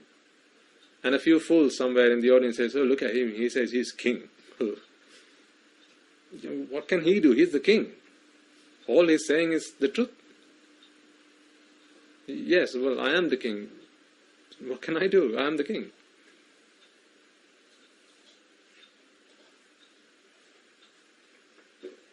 It's something like that. So, whether be that I am a monk, or even if it was that I was a clergy of another religion, even if I was a clergy of another religion, if I had the same understanding with which I speak to you now, folks, I would still say, give to the Sangha. Because what you give is a giving to the virtues of the Sangha. And chances are those virtues are more instilled in men and women who have dedicated their lives to developing and cultivating those values and virtues. And the moment you give, make that altruistic giving. Make that altruistic charity.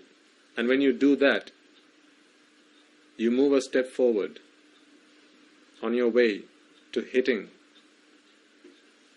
that imperfection in an otherwise perfect system.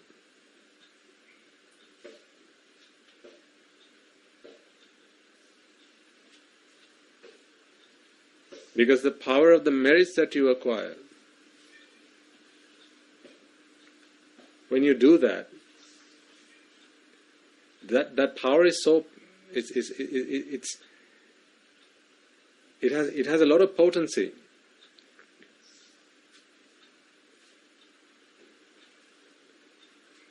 It is so powerful that it pushes you forward on that journey. Again, I repeat, I'm not saying this because I'm a monk. Give to the Sangha because the Sangha is deserving of receiving.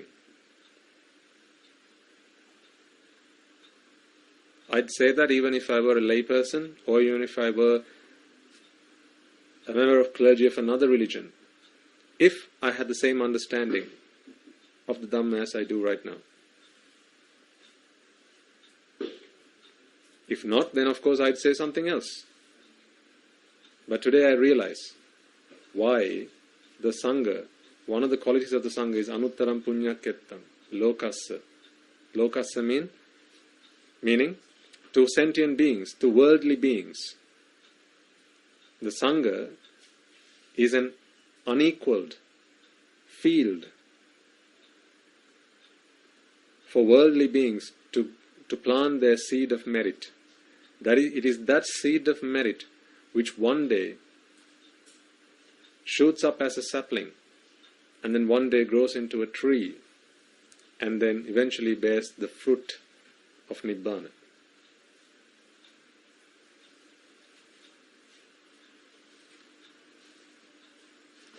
And as you do so, what is even more important is you become someone like that. See, that is the beauty of this. I honestly have to say this. This is one of the most beautiful things I see about the Sambuddha Shasana. The meaning of these virtues, when you begin to study them, the more you understand them, the more you realize these are not just virtues that the Buddha explained to us and showed us so that we can make our venerations and show our respects to them, but also so that we could instill those virtues within ourselves. And then what does that make you eventually? Does that not make you an anuttara punyaketa for other worldly beings? That is the way it works. The way it works in the Sambuddha Shasana is you help those ahead of you so that one day you get ahead, and then those behind you will help you get ahead, and then those behind them will help them get ahead, and then those behind them will help them get ahead, one after the other, in single file. They all move towards the goal of Nibbana.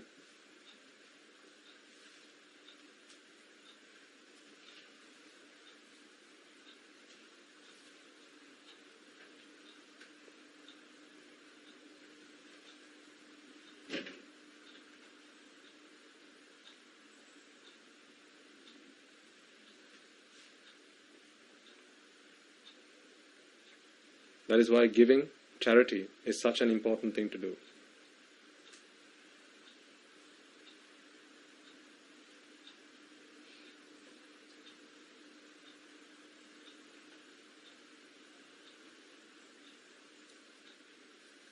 I'm showing you the loophole in the system. I'm at least trying to show you the loophole in the system. The loophole in the system is altruistic merit, or rather, to put it simply, altruism. Putting others ahead of oneself.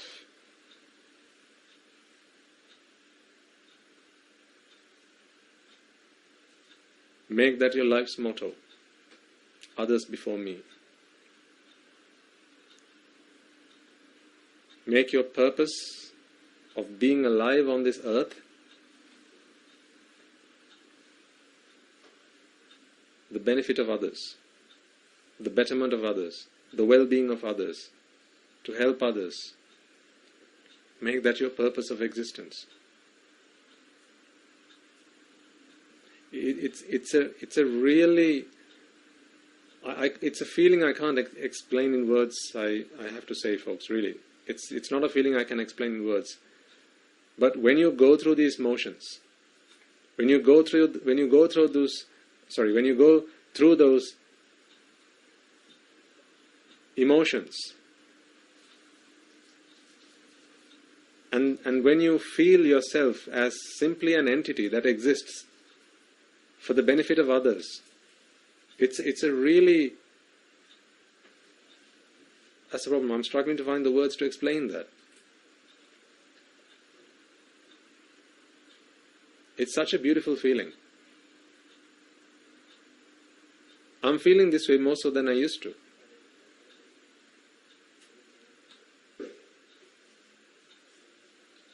And everyone I get to talk to, I advise and I help them to feel that way, to think about themselves in that way. Make your purpose of existence the benefit of others, the betterment of others, to help others move from good to great, to help others free themselves from suffering.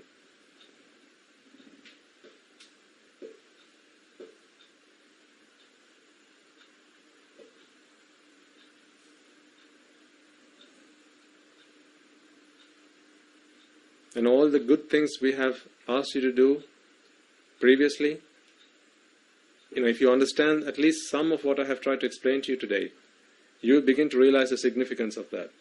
Remember I said, when someone opens the door for you, it could be at the supermarket, thank them for it. They don't expect it from you, but thank them for it. To do that, you have to give up a part of yourself. Because it may be that it's an inconvenience, at least slightly, because you have to say something which you wouldn't otherwise. You have to exert an amount of energy for that. And it may be that everyone else who walked in before you said nothing. And they feel it is below them to speak in that way. To wish the doorman good morning before, and rather than just to nod to them to accept, to acknowledge their wish to you. People might feel that's just below me. Why should I say good morning? I'm the customer. Customer is king.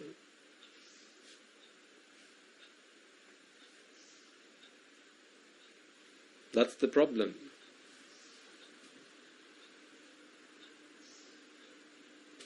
And have I not asked you to always thank others when they have done things for you, particularly when they don't expect it from you?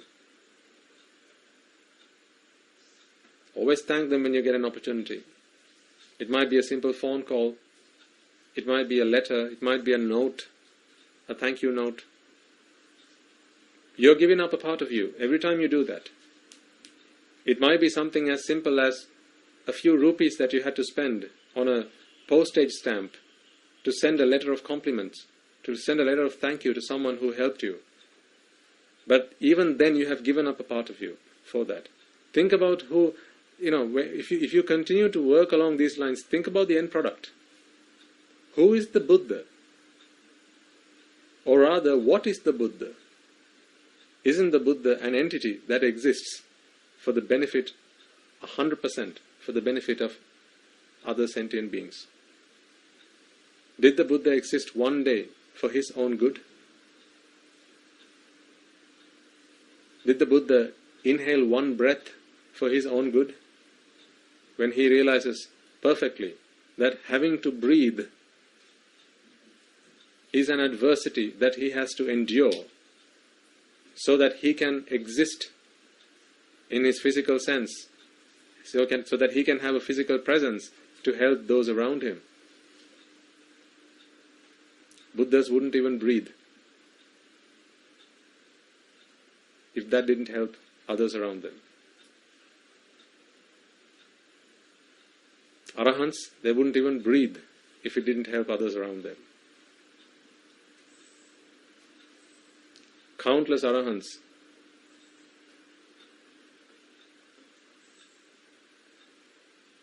they remained hungry. They forfeited their meals. They gave up in the time of the famine so that other monks could continue to survive, particularly those among the young monks, so that they could live on and spread the word of the Dhamma in the times of the famines. They starved themselves to death. Arahants, if it would help someone else, they'd starve themselves to death. If it would help someone, they would exhaust themselves to death.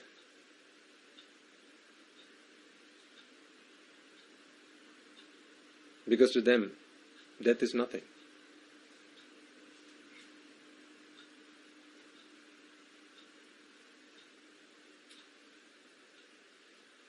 That's the kind of stuff Arahants are made of. And it all started with altruism. One day, they did something which put others ahead of them. If you have been listening attentively to the stories that Dasa Hamdru has been sharing with you, you will have been able to spot those instances in each of those stories. How they gave up something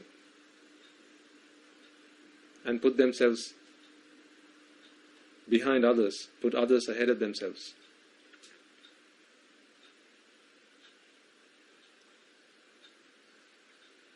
Do you remember Kisa Gautami? I'm just taking one example. How when she approached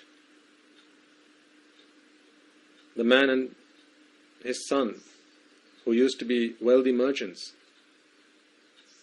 and they were at the market, and they had brought along their bric-a-brac. It is said in the story that it was just pieces of ash, or rather coal, that they had brought along with them to sell. And one of their friends had said, you just have to be stood at the market, and one day a customer's going to come to you, and they'll touch the coal and it'll turn to gold. Do you remember that story? Kisa Gautami turned coal to gold. She did indeed. And I can hear the skeptics giggling. Right, as if. No, you're taking the superficial meaning of that. There's a much deeper meaning behind it. You just need to switch on your intelligence. And then you'll begin to see. Then you'll realize she did indeed turn coal to gold. What was cold? What was coal rather? The coal was just bric-a-brac.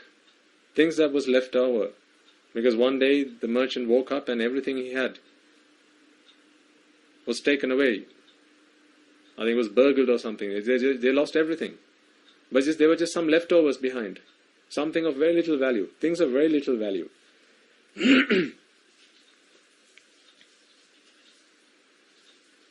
Things that you would find in any household. Things that people wouldn't give a lot of value to. And that's what they gathered up and they took to the market. And they thought to themselves along the way, who's going to buy this stuff? All these things, they have very little value, if anything. What's the point? What am I doing? Why? But they believed in what their friends had said. And the friend had said, one day someone's going to walk up to you and they'll touch the coal. That is why they use the metaphor coal. Coal because it has no value. I don't think it was literally coal. Something that has no value. So they took the friend's advice and stood in at the marketplace with a stall, in a stall, having laid out all these things that were not of much value on a table.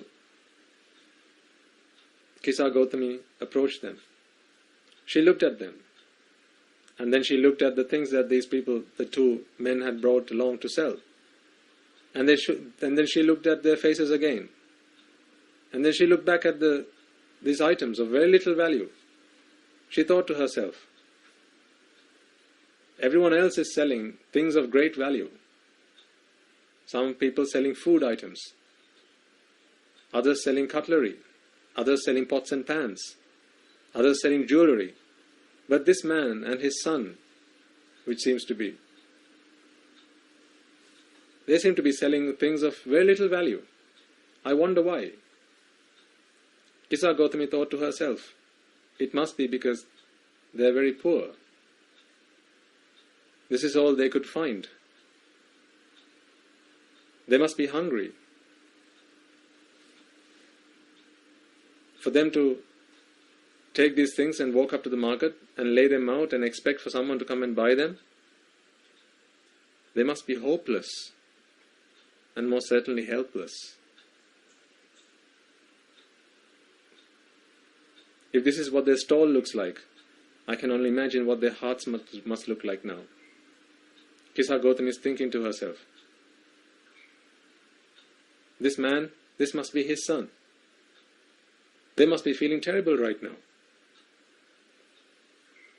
Some great disaster must have come their way. And perhaps they lost everything. And now he has nothing to feed his family. So he has come to the market to try and sell whatever it is he has. Just as much as these things have little value, he probably feels that he is of little value right now. This son who stands next to him, he probably feels, my father is of little value right now. Our family are of little value right now. And Kisa Gautami thinks to herself, seeing them like they are, I can't walk away.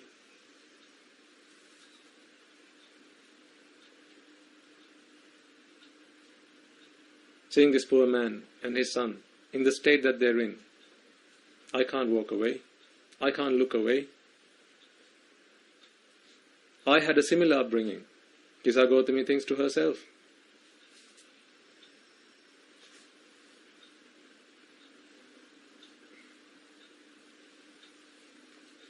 As a young child, I didn't realize why my friends mocked me. But as I grew up, I realized I was ugly. And so my friends used to call me names. They used to call me Kisa. My name is Gautami, but they used to call me Kisa. That was a mockery. And I felt terrible in those times when they used to do that. I had a heart of gold, but they turned it into coal. But today, I'm able to stand up to all that. And I realize that real value is not in one's looks, but in the way that one conducts oneself. So I realize that the real gold is in my heart. Today I see these two men. They must feel terrible right now. Today, their hearts, they feel, are cold. I must touch them. My words must touch them.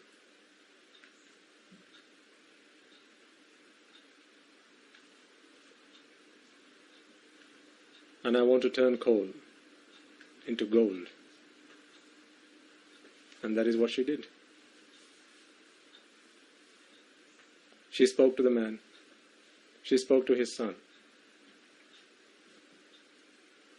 She spoke to them and said, Dear sir, don't despair. Difficult times come to all of us. I can see you're here today. I know you're a rich merchant. Normally I see you with a lot of valuable goods, and yet today you're here with this. Don't fear, sir. Don't you worry. These times will pass. Believe in yourself. Whatever you lost, you'll be able to earn twice, 3 times as much. All you have to do is believe in yourself. Work hard.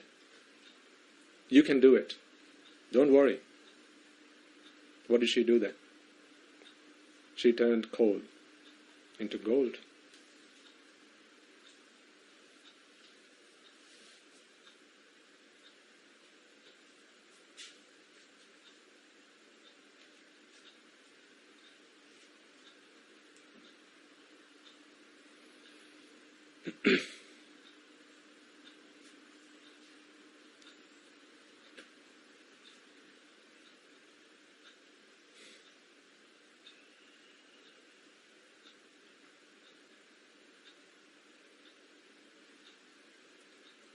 And you wonder how Kisa Gautami went on to become an Arahant?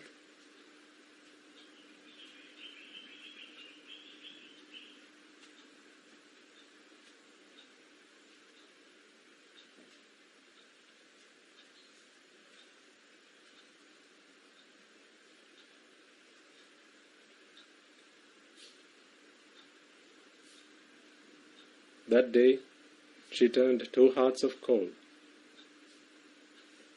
to 2 hearts of gold. She turned a frown upside down. That's the kind of stuff Arahants are made of.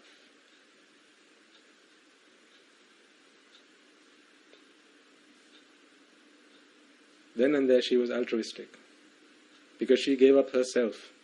She probably had to talk about herself. She probably had to talk about herself in a very self-deprecating way, of how she had some really tough times, of her tough upbringing, of how her friends mocked her, of how her family disowned her.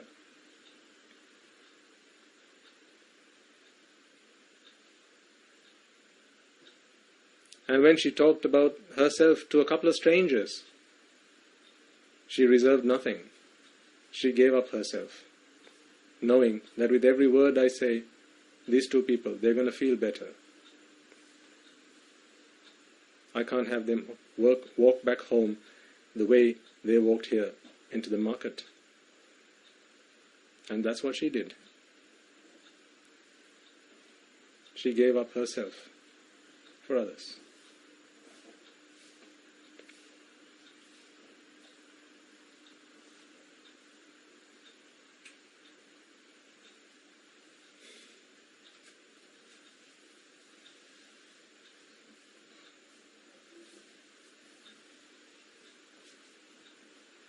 That's the kind of stuff Arahants are made of. So understand the flow in the system. That's what I've tried to explain to you today. Whenever you practice altruism, whenever it is others before oneself, whenever you give without keeping for oneself, it could be something to eat, it could be an item of clothing. Remember, once I asked you to clear out your cupboards, your wardrobes. Give away everything you don't need. You may have accumulated a lot. Over the years you have been working and collecting them. And then after you've done everything, remember I asked you to open your wardrobe and find the one item of clothing that you like and love the best and give that away.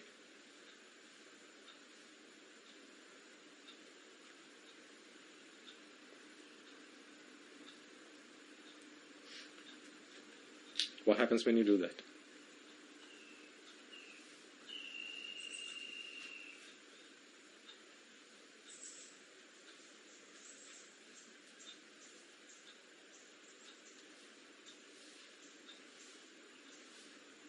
At home, feed everyone else before you. Feed yourself.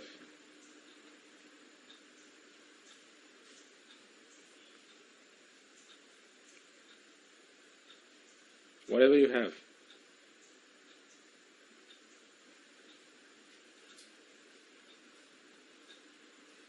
Give it to others.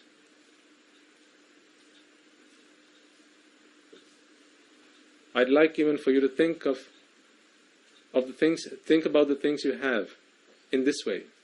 The reason you have managed to acquire the things you have is so that you could give them away.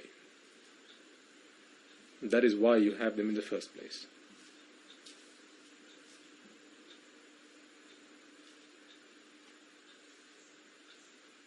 Destiny or what other powers there may be have brought the things that you own, that you possess today, to you, only so that you could give them away. And give. And they don't just have to be material things. Of course you know this. Give your time. Lend a ear.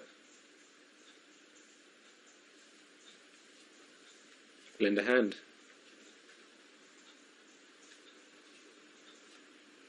Lend some soft-spoken, kind words.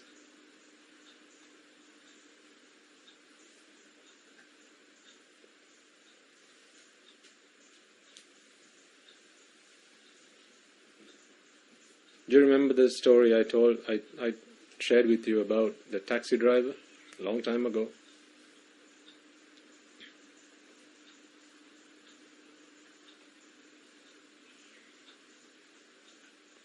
Do you remember how the taxi drivers go the extra mile?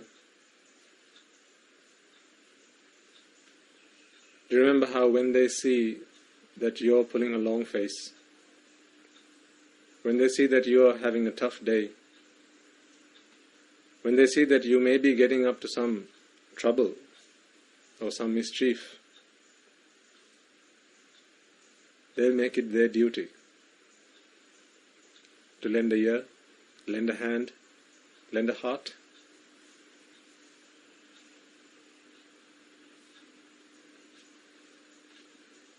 How many lives do you think they have saved? How many suicides do you think they have stopped from happening?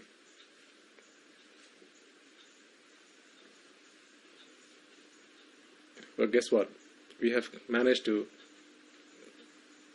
compile some of those scenes and pull a video together, a video clip, which you will be able to watch today at the end of the sermon.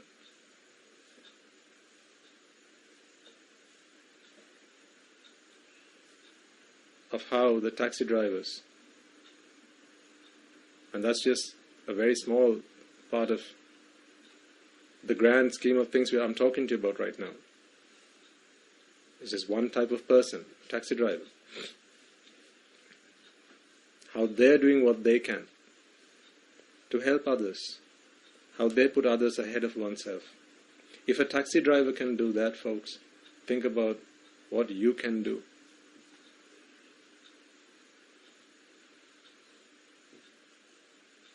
Think about where you are in society, what you hold in society, the authority you hold in your organizations,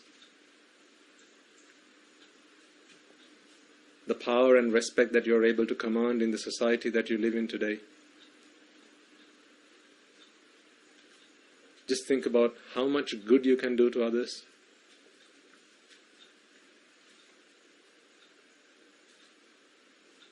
Are you doing everything you can? As a teacher, do you think your only duty is to teach the students in your classroom? As a teacher, how much do you know? Look at all the things you know today. Look at all the great skills that you've picked up along the way to becoming a teacher.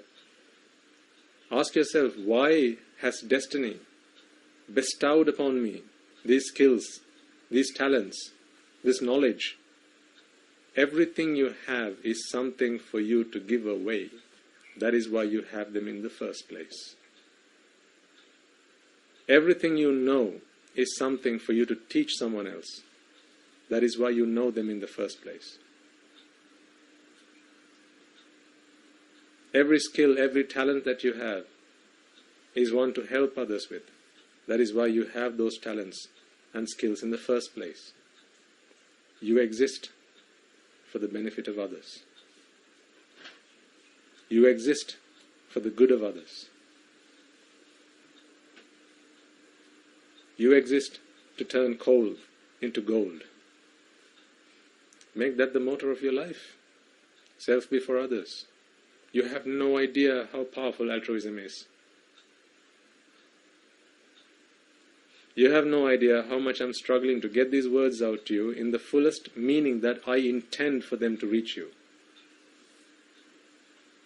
I'm failing for words here.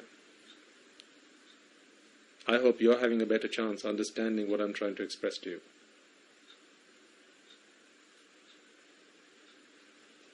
It is the start of all good, all things good, and it is the start of all things great.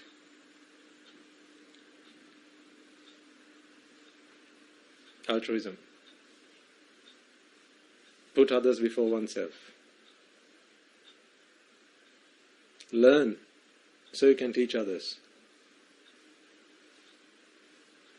Pick up so you can give others. Acquire so you can share with others. Build so you can let others have them.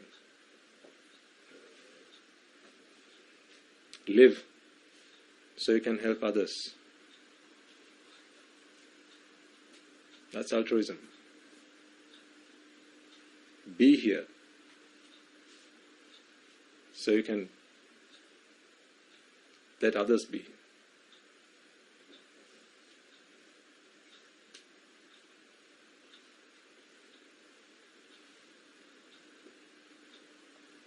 And it's not just doing it because it sounds good and nice and lovely. It really is the start of the end of this journey.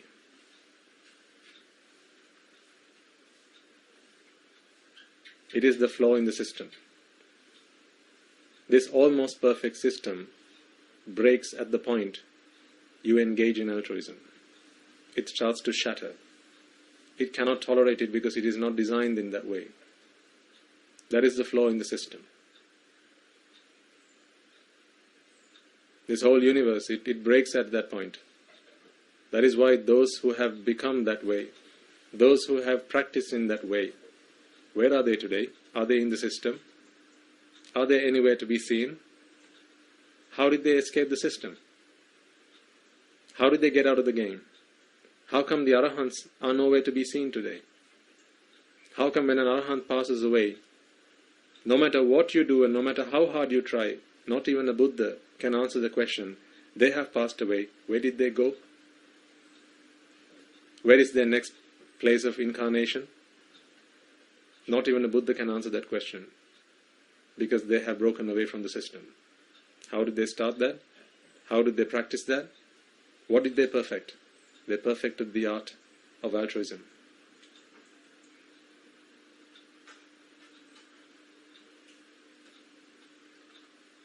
That's the moral of the story.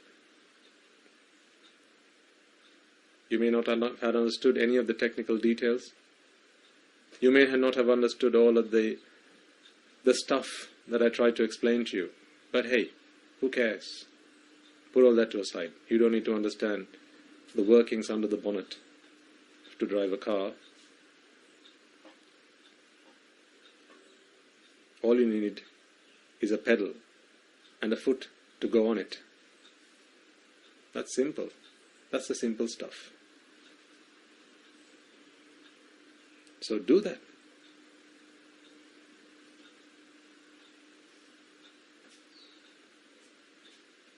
You're not a nurse, you're not a doctor, just to help the patients that have come to you, looking for your help.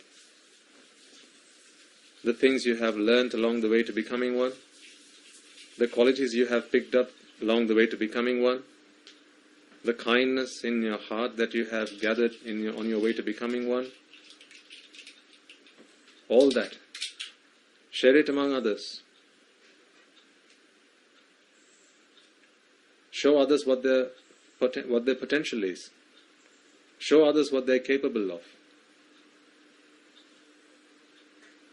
When you see people hiding in their own caves that they have built for themselves, show them that there's a bigger world outside the little caves that they have built for themselves. Help them grow. Help them reach their fullest potential. Now, of course, you can take this in a worldly sense. It is applicable in that sense too. But I also mean it in a much more sublime sense. Always help those who are bad to become good. Help those who are good to become great. Make that your purpose of existence. Altruism is the name of the game. Once you have discovered that, the system can no longer keep you sealed in it. And that is why I'm sharing that lesson with you today. A lesson that my teachers have shared with me. Always put others before oneself. Always put others before yourself. In your attempt and efforts to help others, worry not that you have to sacrifice a part of you. That is exactly what you need to be doing. That's why.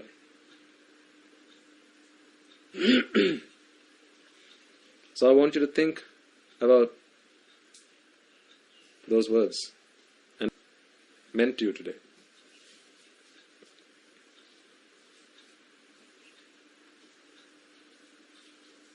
Simple things to do. If you just take a moment to look at the way you conduct yourself in the course of a day, in the course of a week, I'm sure, folks, I promise you, I'm sure you'll find at least a handful of ways in which you can be more altruistic than you are today. I'm sure you can.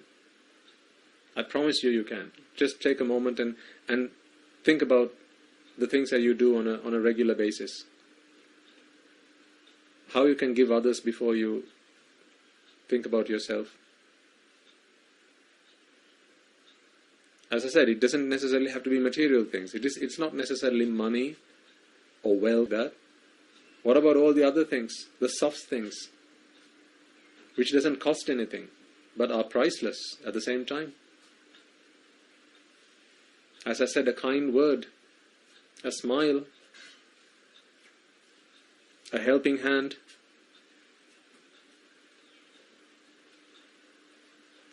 a listening ear, that you can give. You will have to sacrifice some of your time. So be it. That's a bit of self-sacrifice. Make time in your day to do that. If you're struggling for time, in the things that you do, be more like that. I'm sure you'll find ways to do this. All you have to do is just think about it. Because whatever the mind wants to do, the mind will find a way to do it. As Dasahamru said recently, if there's a will, there's a way. That's a lesson that Mahaprajapati Gautami taught us. If there's a will, there's a way. So make the will, and you will find the way.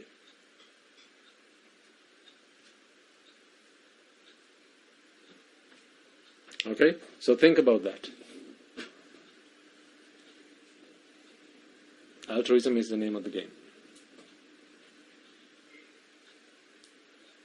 The more you do that, the more you will understand the Dhamma. Because the merit that you acquire in the acts of altruism are so incredibly powerful.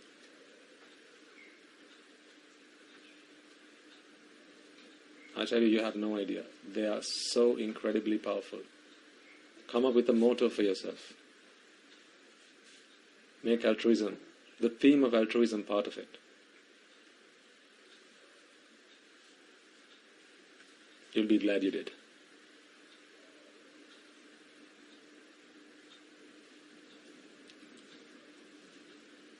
Make sure you watch the video clip at the end of this sermon. And I have also some news for you, which I'm sure you'll be pleased to hear. The stories of the great elders and the great elder nuns that Dasahandru has been ever so kindly relating to all of us over the last several weeks. We have managed to pull them together into one playlist on our YouTube channel, and you can access that through the playlist. I think we'll manage to get a link to the playlist into the description of this video on YouTube.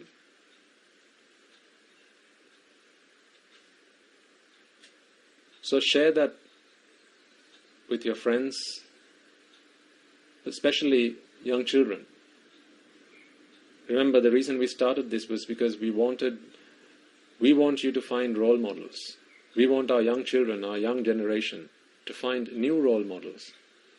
Not the cardboard heroes of today, but real men and women who graced the surface of this earth.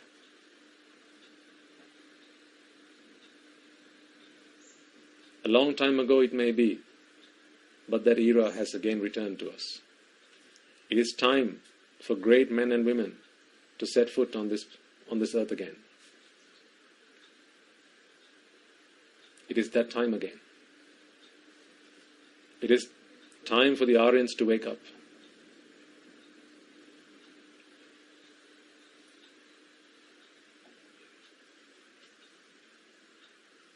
The earth will tremble. It will indeed one day again. As 100,000 Arahants bless the surface of this earth with their footsteps, that will most certainly happen again. I know that, we know that, because we are fighting for that. You know that, because you are also fighting for that. We are all fighting for that.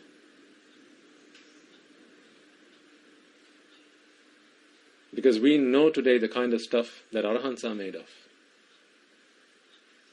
So restless, relentless, we strive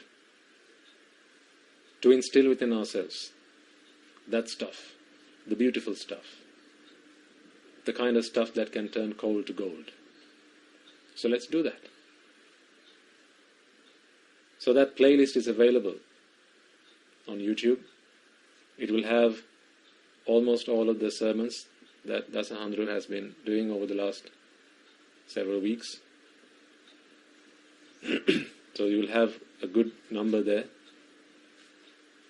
And it's also a nice journey to follow them from start. As Dasahandru preaches those sermons, and of course you can imagine he'll take a lot from them as he grows from a Samanera to a Bhikkhu and one day to a great Arahant. It's his journey of transformation, just as much as these sermons are the journey of a transformation that happens in the mind of the Swamin Wahanse who delivers them.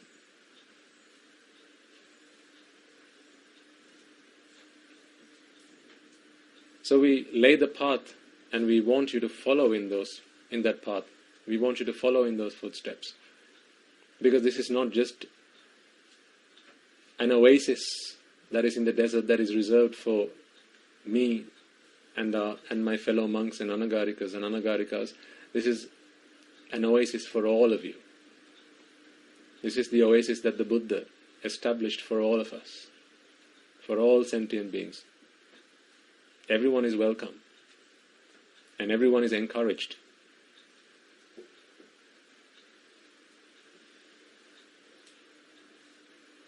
So it's up to you, whatever extent to which you can exert yourself and do the fullest that you can. That's all we ask of you. Do the best you can. Don't worry about what you can't. Don't worry about what you didn't manage to understand from today's sermon. I'm sure there was at least one thing that you understood very well from this sermon. Do that. And share those sermons with with friends, particularly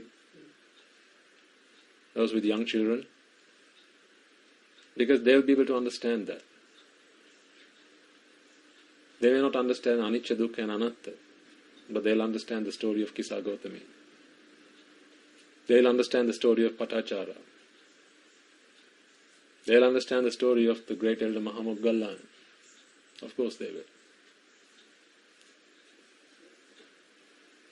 And then they'll want to be like them. Wouldn't you want that for your daughter? Wouldn't you want that for your son? To be a man one day, to be a woman one day, whose footsteps, a single footstep, is a blessing on this planet, is a blessing on this entire universe. That is what this effort is for. That is what we are trying to do here. That is what we ask you to join with us to do. And it is for that you extend your support.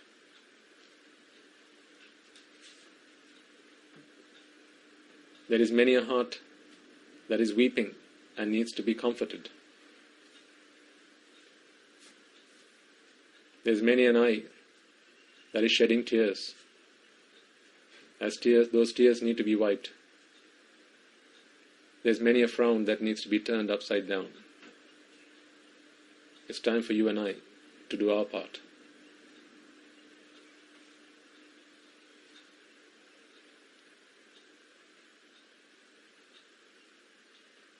Come and join us. Do the best you can. So, from here forward, Dasahandru's sermons will be available via the playlist, including the one that you may have expected today. So it is also available on the playlist. So have a look in there, and it will go live soon after this sermon comes to an end, and you can watch it from there, and then share it with others. As I said, particularly with young children, because they need a role model. When they're young and at home, you were able to be their role model. But perhaps today, they have grown into teenagers. Perhaps today they spend little time with you and time outside with friends and others. So perhaps today you are able to influence them less than you used to. But that is no excuse that you as a parent can give. My child got wasted after the first 15 years of his or her life is not an excuse that as a mother you can offer. That's not an excuse you can offer. We want to help you so that you don't have to end up offering such excuses. And this is the way we want to help you with that. Among the other things that we work on. So make sure that you listen to the sermon yourself and also share it with others. And as I said, it's available via a separate playlist. The great elders of our times.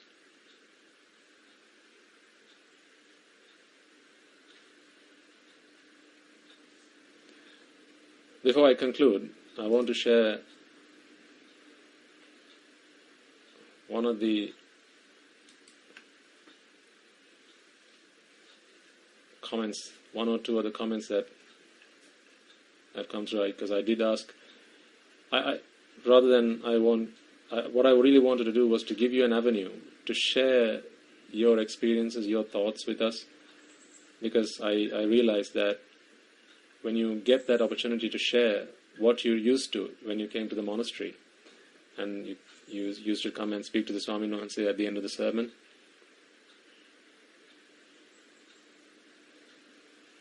I realized that that opportunity really gave you something to think about, and also really gave you a connection with the monastery.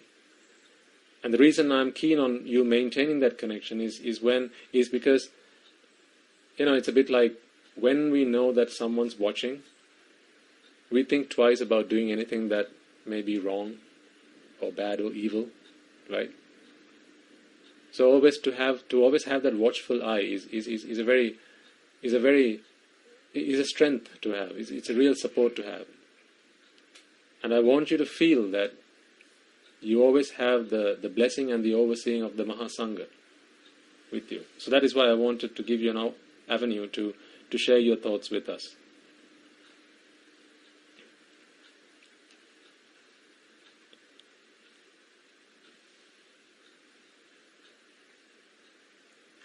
I'll read out one story from one of our listeners. Several have come through. In fact, quite a few have come through, and over the following sermons I'll share as many of them with you as possible. And remember, the reason I'm sharing these stories with you is because I want them to be words of encouragement to you, to all of you. I want you to realize that there are people who are actually doing the things that we have been asking to do. And there will be men and women and children among yourselves. And it's always nice to hear from someone just like yourself, because those words are very powerful and very encouraging, aren't they? Perhaps sometimes if a Swamin Wahanse asks you to do something, you may feel a little bit reserved. Maybe because you may feel, well, it's easy for Swamin Wahanse to say, but, I live a lay life, how can I do some of the things you say, Swamin Wahanse, with all due respect, you might feel. But when you hear those words from someone who is your equal, one of your peers, it's much easier to understand them, and it's much more difficult to deny that you can also do it. So this is why I want to share these stories with you. So here's one. Theruvan Saranai Garu Swamin Wahanse. Last Sunday's sermon made me feel more connected to the Mahasangha at the Arame, and more precisely connected to the Dhamma. When we had to stop coming to the Arame due to the pandemic, I felt more and more connected. The workload allied with visiting the Arame was cut down, like arranging things at home, preparing for the visit. And this time also I used and occupied to listen and practice the Dhamma. During this difficult time of the pandemic, I have managed to add lots of positive things into my life. It has enhanced me and helped me to walk this path consciously. My life has been streamlined for my ultimate goal. I always chant the Dhirasa Gathas, and I always think of myself to be very fortunate. While doing the Arya Maitri meditation every day, focusing on the Aramya, I felt very much connected, like a strong string going from me to the Aramya, and that I felt we are connected. This happened when we stopped coming there. In fact, I wanted to share this thought with Swamin Wahanse. I feel this is because I get the same blessings from my Dhamma teachers, and it's a two-way communication. I'm happy, and I get a lot of encouragement from Swamin Wahanse's words. It will keep us bound forever until I reach my goal. During the last few months, I was fortunate to find the ways and means that encouraged me to purify my mind and walk this path. I think every morning how fortunate the sun is to have seen all the Buddhun Wahanses, so all the Buddhas and all the Arhatun Wahanses, all the leaders of other great religions come into this world, and the sun nourished all those great people. The sun also got all their vibes. Then I pay my respect to the sun every morning. So I think this person does this as they chant the Dhirasa Vigata Mohasa Gathas, as Guru Hamru asks us to do. I worship with great respect, and I receive good health in return. Sudhu Minister gave me a great impact. I have also managed to add some good practices to my daily life and routines. Those days I just did whatever came to my mind, but now it always gets screened by the Dhamma. That's exactly what I have wanted you to do all this time, so well done.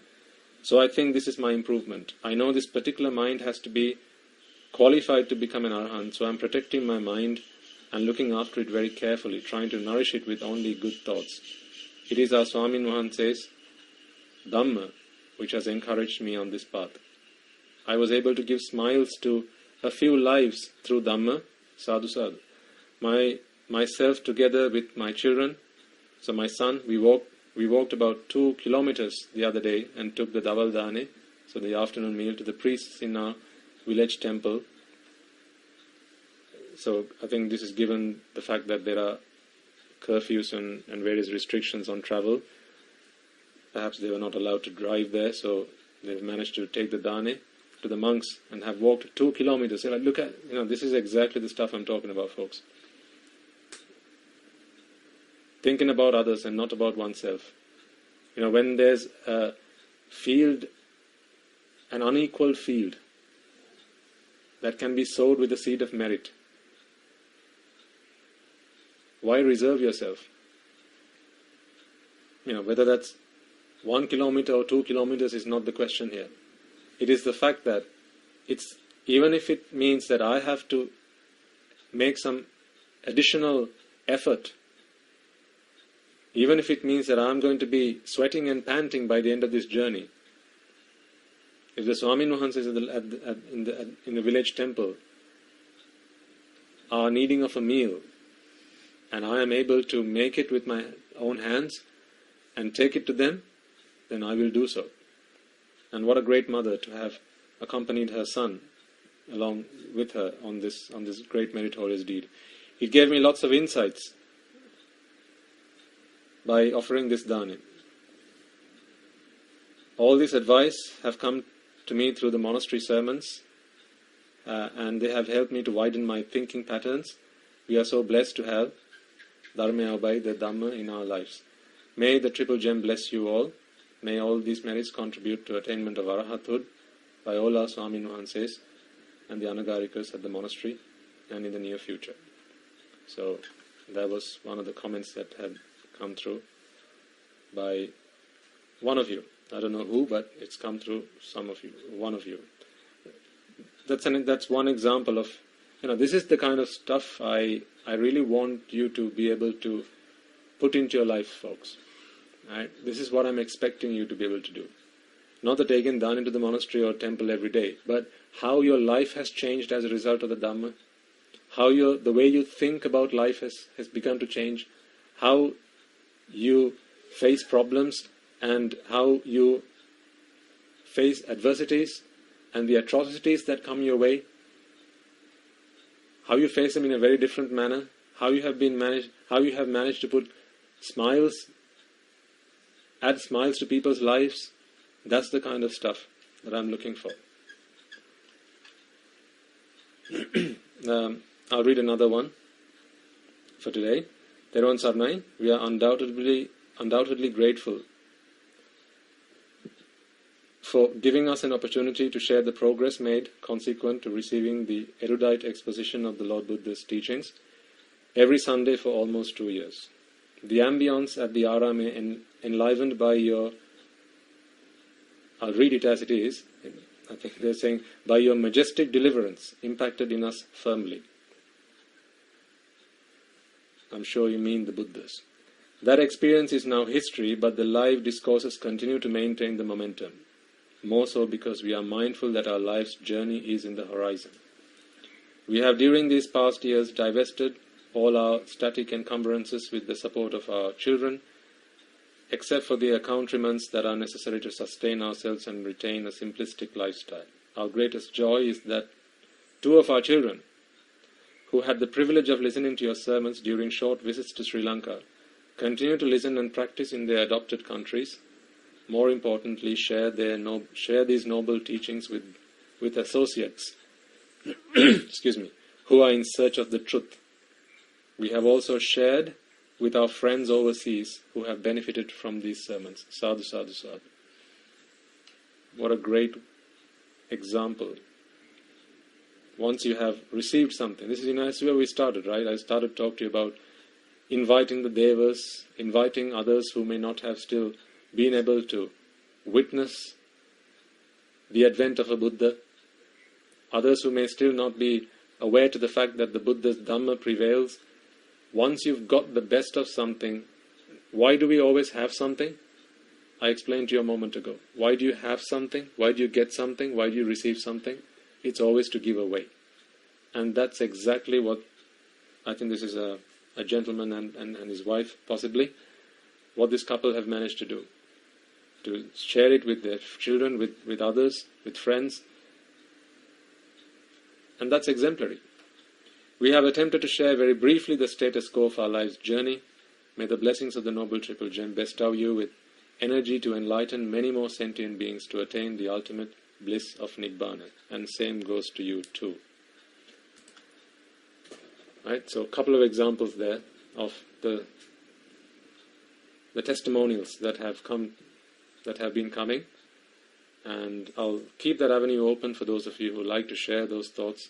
There are quite a few more, particularly those who have taken great efforts to really list out in bulleted lists. These are some of the 5, the 6, the 10, 15 things that I have managed to take from these sermons over the last couple of years. Having read them, I thought that was incredible how people have managed to do that. And that's why I said, isn't this, I expect nothing less than this. Remember in one of the sermons I said, I feel so connected to you all through the Dhamma, and it must be because you must be doing the things that we have been asking you to do. Well, you have just proved it. So now you know why I felt that way. Okay? So please do continue to do them, and remember, altruism is the name of the game. Okay, so on that note, we will transfer the merits and conclude the sermon. The story of the Arahantun Wahanse for today will be available on the separate playlist. So please look out for that and listen to that as well and share it with others when you get an opportunity to do so. Okay. So let us take a moment then to transfer the merits we have all acquired by making offerings to the infinite virtues of the Noble Triple Gem, chanting Pirit, listening to the Dhamma, and engaging in various meritorious deeds today. So first and foremost, let us remind ourselves how incredibly fortunate we are to be in receipt of the Lord Buddha's teaching, and with immense gratitude, let us transfer these merits to the bhikkhus, bhikkhunis, upasakas and upasikas, who since time immemorial have protected and preserved the sublime teachings of the Buddha and passed it down through the generations of the noble lineage in the form of the Tripitaka, which is thankfully available to us today to study, understand and comprehend the Dhamma. Let us also transfer the merits we have acquired to all members of the Mahasangha present throughout the world, including the chief prelates of all the chapters, who have dedicated their lives to the noble path and have committed themselves towards the betterment of all sentient beings. Let us not forget that among them are the monks and nuns resident in your local temples and nunneries who have always been by your side through thick and thin. Come rain or shine, let us also transfer these merits to Guru Swami Nuhanse and all other monks resident at this monastery, as well as the Anagarikas and Anagarikas attached to the monastery. Let us also take a moment to transfer these merits and express our gratitude to those who make great efforts to disseminate the teachings of the Buddha, be that by transliterating these sermons, sharing them out with others, or inviting others to join them, and may through the power of these merits, if any of them have been born in the woeful plane, redeem themselves and be born in the blissful plane. May through the power of these merits they abstain from the unmeritorious deeds, fulfill the meritorious deeds, fulfill the noble eightfold path, and may they all attain the supreme bliss of Nibbana. Sadhu, sadhu, sadhu. Let us also transfer these merits that we have acquired to our devotees, friends of the monastery, who for the sake of merits continue to sustain the Mahasangha. This includes everyone, from those of you who have contributed to the construction of the monastery to those of you who provide the Mahasangha with shelter, arms, robes and medicines, as well as those who have passed on their know-how and extend their well wishes. May through the power of these merits they abstain from the unmeritorious deeds, fulfill the meritorious deeds, fulfill the noble eightfold path, and may they all attain the supreme bliss of Nibbana. Sadhu, sadhu, sadhu. Let us also take a moment to transfer merits to our mothers, fathers, husbands and wives, brothers and sisters, sons and daughters, grandparents, uncles, aunts, nephews, nieces, cousins, our elders, and various other relations, friends and acquaintances, employers and employees, and to all those who have helped us, supported us, assisted us, particularly in our difficult times, in any way, shape or form. By the power of these merits, may they be healed of any physical and mental ailments and overcome any obstacles to their spiritual progress. May they abstain from the unmeritorious deeds, fulfill the meritorious deeds, fulfill the noble eightfold path, and may they all attain the supreme bliss of Nibbana. Sadhu, sadhu, sadhu. Let us also take a moment to transfer merits to the Devas, Brahmas, spirits and demons, primarily the Sakkadeva, as well as all the numerous gods and deities who are committed to protect and fulfill the Sambuddha Shasana. Let us transfer these merits to our guardian deities who keep a watchful eye over us and keep us out of harm's way. May through the power of these merits they prosper in divine power and wisdom. May they abstain from the unmeritorious deeds, fulfill the meritorious deeds, fulfill the noble eightfold path, and may they all attain the supreme bliss of Nibbana. Sadhu, sadhu, sadhu. Let us also take a moment to transfer merits to our ancestors who have predeceased us, to all who have been our families, friends and acquaintances in this infinitely long journey in samsara, and who have helped us, supported us, assisted us in every way, shape or form they could. Let us transfer these merits to them. Let us also transfer merits to the members of the armed forces as well as the police force who have sacrificed their lives to protect the peace and harmony of our nation, as well as those who lost their lives in the war, be they friend or foe. Rejoice in these merits, and may they all attain the supreme bliss of Nibbana. Sadhu, sadhu, sadhu. Let us also take a moment to transfer the merits to all those who have lost their lives in the natural calamities such as the tsunamis, earthquakes, landslides, and also in the prevalent pandemic, particularly those who have given up their time to help and support men and women and children who have been affected in these difficult times, and continue to do that selflessly, reminding ourselves that among them will be those who have been friends and family to us in this long journey in samsara. Let us take a moment to transfer merits to them. May through the power of these merits, if any of them have been born in woeful planes, redeem themselves and be born in the blissful plane. May they abstain from the unmeritorious deeds. May they fulfill the meritorious deeds. May they fulfill the noble eightfold path and attain the supreme bliss of Nibbana. Sadhu, sadhu, sadhu. And finally, let us all resolve that may through the power of the merits and the power of the blessings of all the merits we have acquired throughout the day, we be able to witness the advent of many hundreds of thousands of Arahatun Mahanses on this blessed land once again. And finally, may through the power of all these merits we have acquired today, you and I and everyone who has helped make this program a success, become an Arahatun Mahanse, an Arahat Mehenin Mahanse in this very life and in the era of the Gautama Supreme Buddha itself. Sadhu, sadhu, sadhu. May the noble Triple Gem be with you all. We will now conclude the sermon. May the blessings of the noble Triple Gem be with you.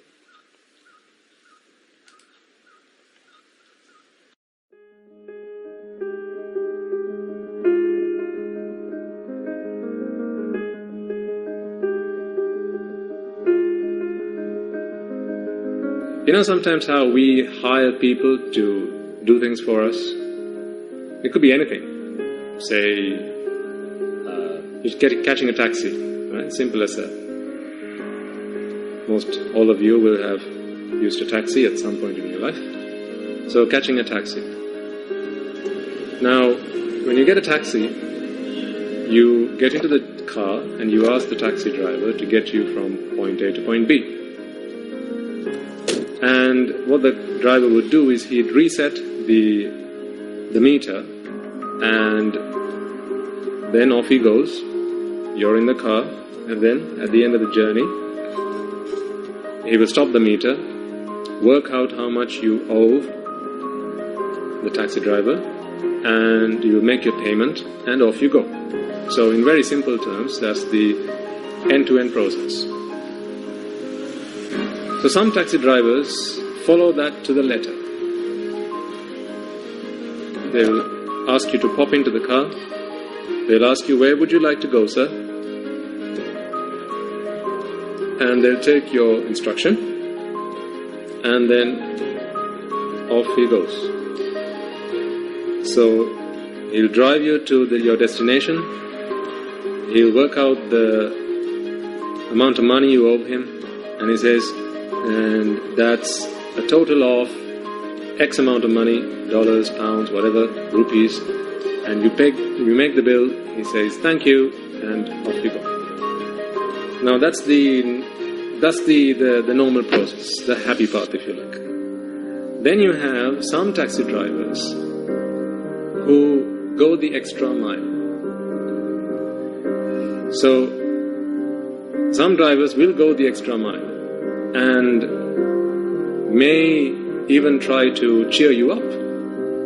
You can't tell me you've never had that experience. Right, so there are some great taxi drivers out there. Three-wheel drivers, right?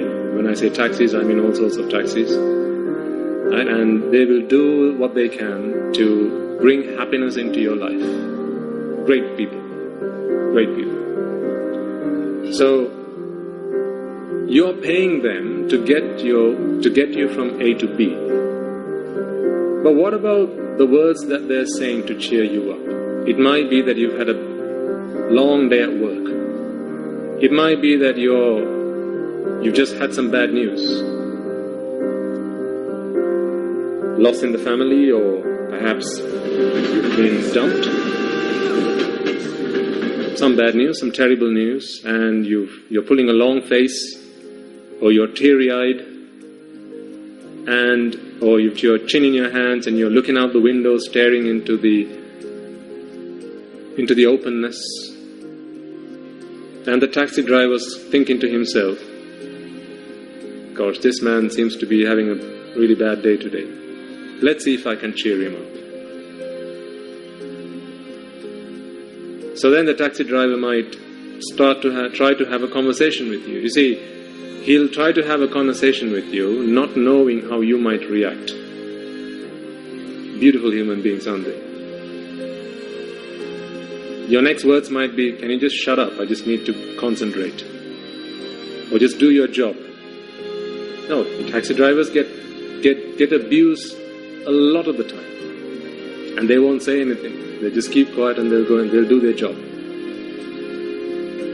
But for someone to feel that I want to do something on top, I want to go the extra mile, I want to do more than what he's asking me to do, that's a sign of greatness. So he might start to chat to you and say, sir, what's up? What's wrong? You seem like you've had a long day today. Is everything all right, sir? Anything's the trouble? Anything bothering you? Or he might even just say, oh, it's rainy weather today, isn't it? Just to get you into conversation. Just to cheer you up. Just to put a smile on your face. You've all had that experience, I'm sure. So to them, you getting into their taxi and paying them whatever amount of money that you're going to owe them at the end of the journey is enough for them to feed themselves. But they feel that they have a duty to you. As I said, beautiful mind, beautiful hearts. You need to observe these things, folks. If you see these things within people, that's when you're beginning to, or you have already broken bad. You need to begin to spot these qualities within people. Greatness. Signs of greatness. They're infectious, I tell you. And then they'll start to talk to you. Sometimes they'll very slowly but gradually enter into bring you they'll try to build confidence. Sometimes they might even share an experience that they had in the hope that what they're trying to share with you is worse than what you have in your mind that's bothering you. And when you listen to that story, you're going to wander scratching your head thinking, gosh, I thought I was having a bad day. See, they're sharing their most intimate details with you. Not because they just want to have a chinwag. It's because they want to cheer you up. They're going the extra mile. And they won't stop until they've turned the frown upside down.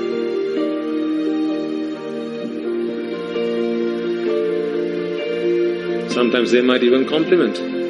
You're looking very smart today, sir. That's all you need even to turn that frown upside down. That's the only compliment you got all day. If you've never been there, get into a taxi, I tell you.